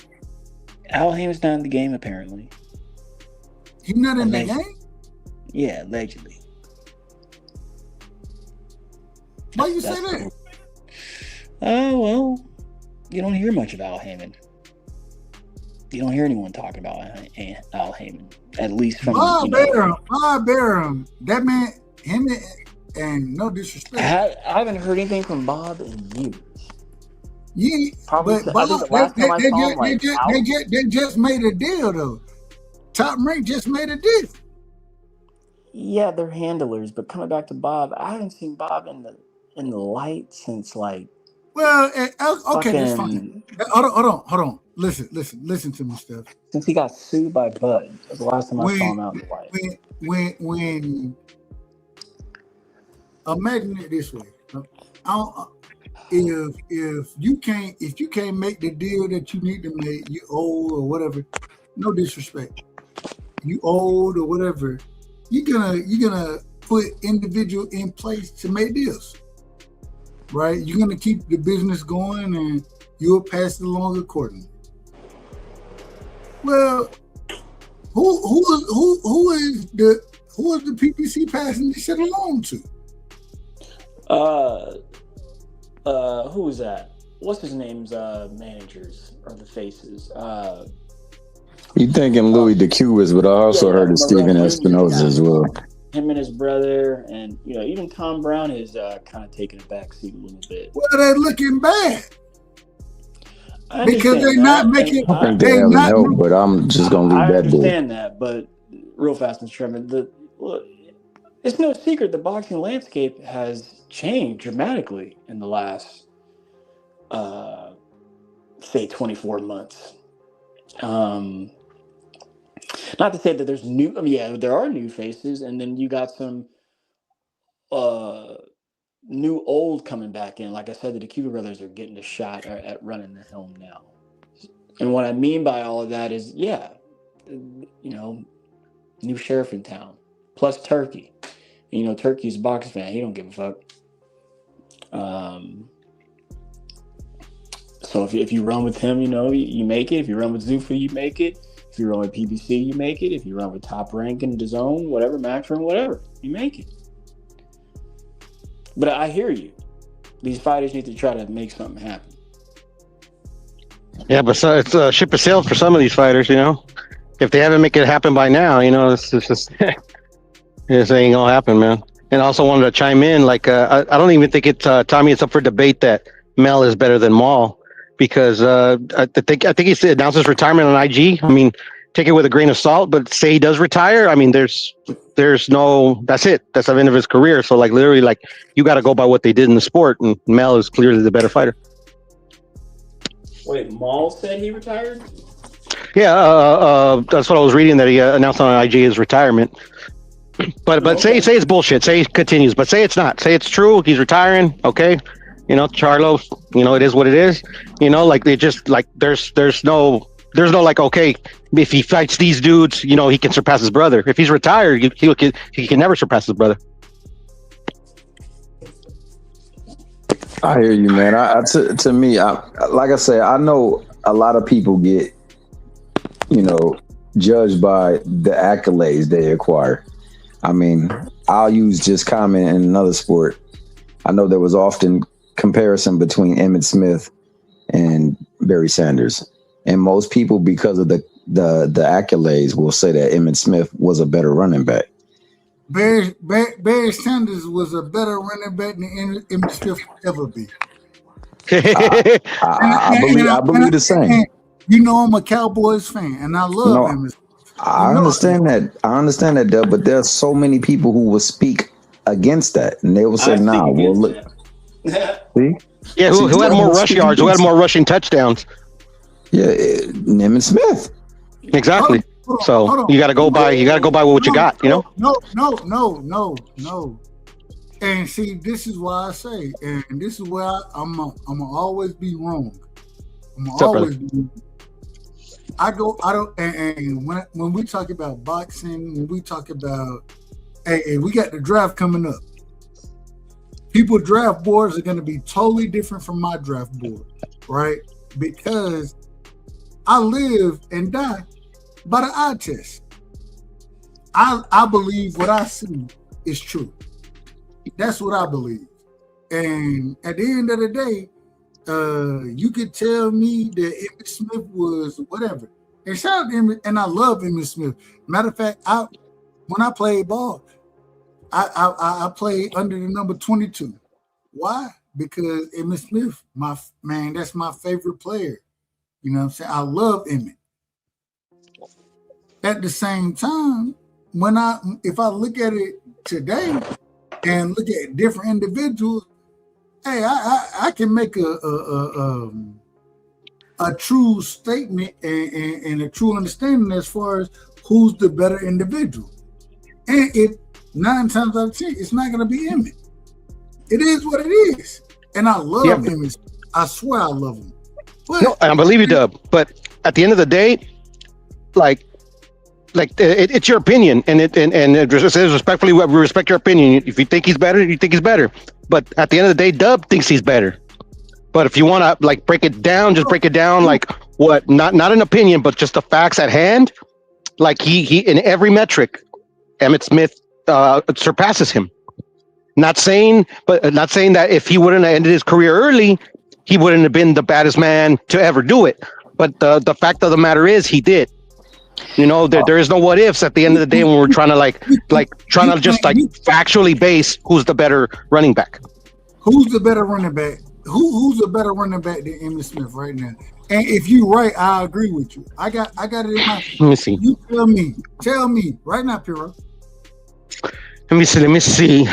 It's hard to beat Emmitt, but I would say. Wait, right now, or just like all time, anytime? All time, anytime. Hold on. Yeah. I would have to think about that one. Emmitt's got like all the records, and he's got the accolades, he's got the stats, like literally, like I mean, a very long career. Hold on. So you're saying Emmitt is the best? You're saying he's the best? Yeah, I think Emmitt's. Like off the top of my head, yeah, I don't think there's somebody that can surpass him. I disagree. I mean, Steph, who the best running back? God, dog. I'm gonna tell you, but what I was gonna say to Piro right there, because I know it's tough. It just kind of depends on the style you like, man. And what I mean by that is, look at the names, man. And I'm gonna say it. I would say better than Emmitt. I would say Walter Payton, but there's Walter, there's Thurman Thomas, there's Eric Dickerson, there's Emmitt Smith, there's LaDainian Thompson, there's Terrell Davis. There's so many names, man. So many names. And to Piro's point, Emmitt rules a majority of those statistics. In fact, he has the main one, all-time leading rusher. Not just the Dallas Cowboy leading rusher, all-time NFL leading rusher. Steph, you want to know what else he had, though? I was at that game, too, when he broke it. Texas State. Check it out. He had an all-pro. Oh. You was at the game? Yeah, I was at that game. He was. Cool. Amazing. Yeah. Against the Cardinals, baby. And real quick, Steph, the thing is like I get what you're saying about the styles, and that's valid. But at the end of the day, when we're all-time great at a position, you got to take everything in account. You can't just single out, because I like his style better. Like if you want to go like who had the best style running back, then we can have that discussion, and then you can bring up all these guys with different styles and be like, yeah, man, this guy's style because of the way he hit the hole, the way he can, he was versatile, like can, break formation and then catch passes on the flats, blocking and stuff like that. That's something different. But all time at a position, you got to take everything into account. But the thing is hold on. But the thing that Piro's saying, you can't take this and this and this. No, I can't. I'm gonna take all of that. I'm taking all of it. I know. And Emmitt Smith beats it all. Hold on, man. Calm down. I didn't cut you off. I cut me off all the time, Dub, but I'm sorry. Go ahead, Piro. I didn't mean to make you mad, bro. Just I'm hard-headed, bro. Well, you just talk a lot. Really? We're gonna go there? We can. Hey, if you want to, we can. No, you don't want to. Then you start crying. But respectfully, go ahead. Down. Now we're talking football. Hey, you know what's so funny? Me and my brother Piro, this is how we deal with each other. It is what it is. I love you. Yeah, I love you too, brother. You out of order. You out of order right now. I ain't out of order, bro. Hey, did I cut you off? Did I cut you off? Multiple times. All right, fine. Go ahead.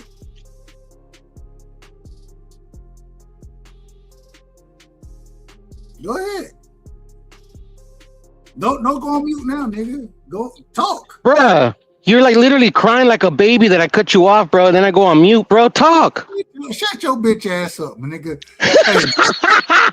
See, I didn't want to make you mad, dog. Damn, bro. This is how we do it. This is how we do it anyways. It is what it is. Hey, my bitch ass didn't get cooked. Well, you done been cooked this entire time. You get cooked every night. Keep telling that to yourself, bro. You don't. Hey, well, you're not that bright on boxing. So I mean, we gotta okay. That's why I cook you every single time, and literally it all ends up you calling me a bitch ass. You end up calling me out my name, bro. I don't want to get you mad. I even tell you I apologize to you. They're like, go ahead, and then you get mad, bro. Stay mad. But at the end of the day, man, hey, we cook you on a regular basis. It's okay. I love you. I love you. I love you, bro. I love you too, Dub, bro. You're funny, bro. I love your ass. And even when I say, hey, you already know what it is between me and you. It is what it is. I ain't got no problem. But neither do I. Neither do I, bro. If we had a problem, I'll whip your ass. That's all. Well, you couldn't. Nah, I beat the shit out. You're here all week. And drag you around. Hey, I'll come to California. Never mind. Let me get my okay, Southpaw. No, hell no. Hey, I'm lying like hell. I'm lying like hell. Yo, shit, man. I'm really late. Done. Thank you for having me, bro. I'm sorry to cut you off. I gotta go. What's lying, up? Piro, I'm lying. I would never come do that because once you said Southpaw, I said, hey, if I ever get in that realm right there, I'm out of order. I'm all the way out of order right now. You got it, and you. Hey, bro, I don't want the smoke, bro. Like you got it, bro. I don't want the smoke. I'm like a wise man, Dub Brightside said. I don't want the smoke, bro. I love you, bro. I love you as well. Thank you for having me, brothers. I'll check you out later. Peace. Peace, man. Yeah. Real quick, let me get everybody's last words.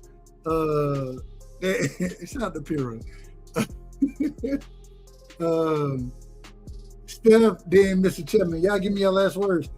I think Steph gave me kind of your last words, but just finish it up, and then I'll let Mr. Chipman go, and then I'm shutting this thing down. Yeah. Again, man, appreciate you, B. We on possibly Friday. Say that again. I said, are we on possibly Friday? Absolutely, we'll be live. Man, this Dub don't know. Dub gonna say what he gonna say, and then he gonna say life be life. And let me say this. Hold on. I say that respectfully, Dub. I say it respectfully. You out of order. Okay. Hey, and love, I had to get out of order out of love. And I'm gonna tell you, this is the crazy thing. Never mind. Go ahead, Mr. Chairman. You know it's all love, though. I'm just messing with you. But I will say this. I said what I said because I think like what you were saying, Dub, sometimes there are extenuating circumstances that may affect the course of someone's career.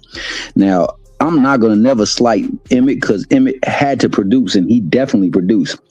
The things that we determined a running back should do, he was pretty damn good at every single one of them. But it does help when you got an all-pro Hall of Fame center, all-pro Hall of Fame right guard, left guard, right tackle, left tackle. Now, Mr. Chairman, careful now. Yes, I got to interrupt on that one. Go on and interrupt. If you remember when Emmett wanted a deal, his first deal. They didn't block for him, dog. They didn't block for him. I know you gonna go there. They didn't block for Derek Lassie. They didn't block for him. No, listen.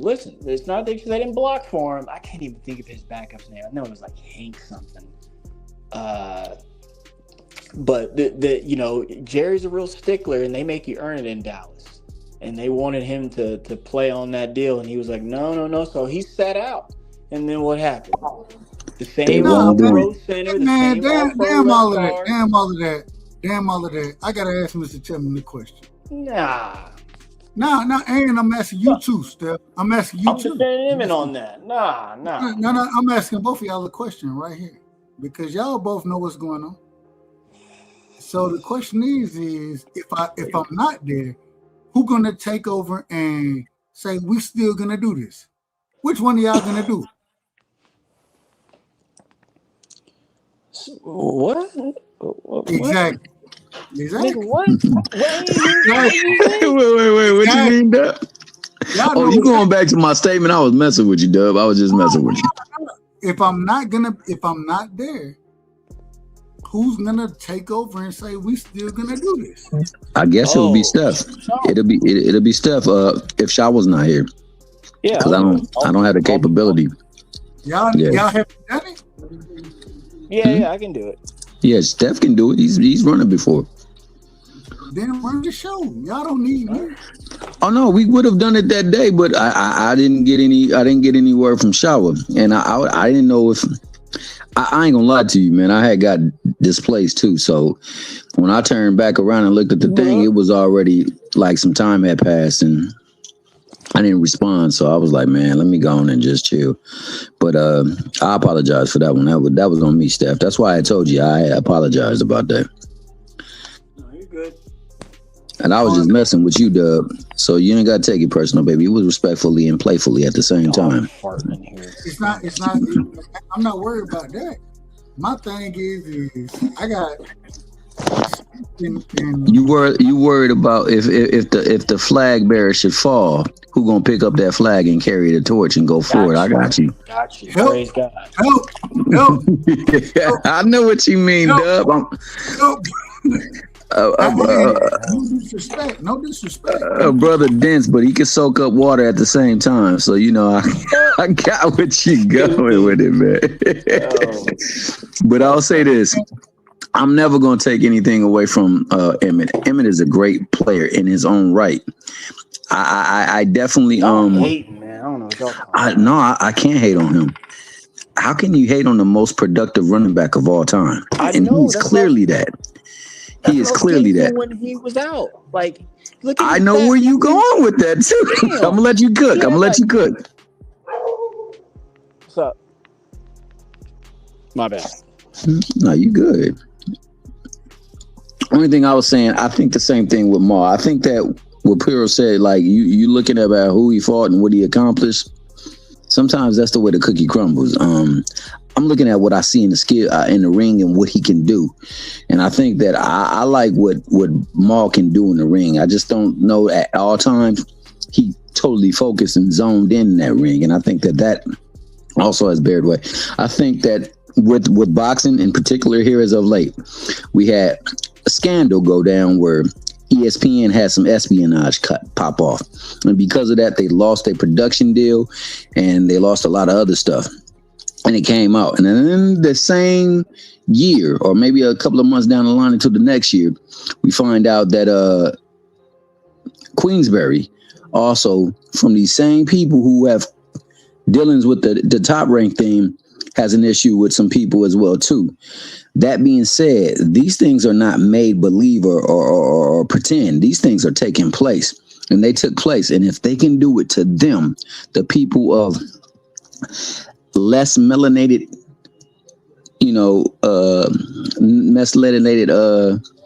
beings, they definitely will do it to the people that are melanated. So I think a lot of the stuff that's going on is because there's been some shady stuff going on. And I think that's why we haven't seen a lot of the stuff take place as well, too. And that's why I said they got to get something in there to regulate stuff, because right now it's the Wild Wild West. And we've always known it to be the Wild Wild West. And the ones with the deepest posse and the most gunslingers, they gonna actually control what's going on if they being allowed to. So got to have some form of regulation, and we don't have no regulation. And that's what I'm looking forward to. Somehow, some way we can get regulation going, because right now it's willy-nilly and it's not a good look. for the sport. And I said all of that to say this. Go ahead. But My bad. That's a good point. We don't have any. At the end of the day, I gotta say this, and I love you. I know it's time to go. I'm going to sleep. If you ain't rocking on the wrong side, you rocking on the right side. But tonight we gotta go and let him go to the sleep side, man. And y'all be out, Mr. Be well. It's always a pleasure, Mr. Respectfully. Always a pleasure. And to the chat, man, much love to y'all. Thank you for listening. You know, Cash, you got the Zufaru up in there. My man Kangaroo Carl, dog. Got the masterpiece himself. We got the Texas Rattlesnake. We got Kazi was up in the house. You know what I'm saying? You know, we had a lot of people, but we got to let Dub go on and be Dub, because Dub got to be the best bud that he can be, so that, you know what? At another time, this thing may look different, right? But it may look different. And so life ain't, it is what it is. Life is life, and he out. Hey, much love and respect. I appreciate everybody. And we're going to do it again when we get the opportunity. Yeah. Steph, the last thing. Crawford is a fight fan. And he's a fight last thing I will say, Steph, is call me, bro. Don't text, because I'll be better with calling. I got you, fam. Bud Crawford is a fight fan. And he's a fight fan's fighter. The Ennis Express is a runaway train. Ain't no pressure when you built for this. Man down, round one. The truth hurts. Ladies and gentlemen, presenting the undefeated super flyweight from San Antonio, Texas, Jesse Bam Rodriguez!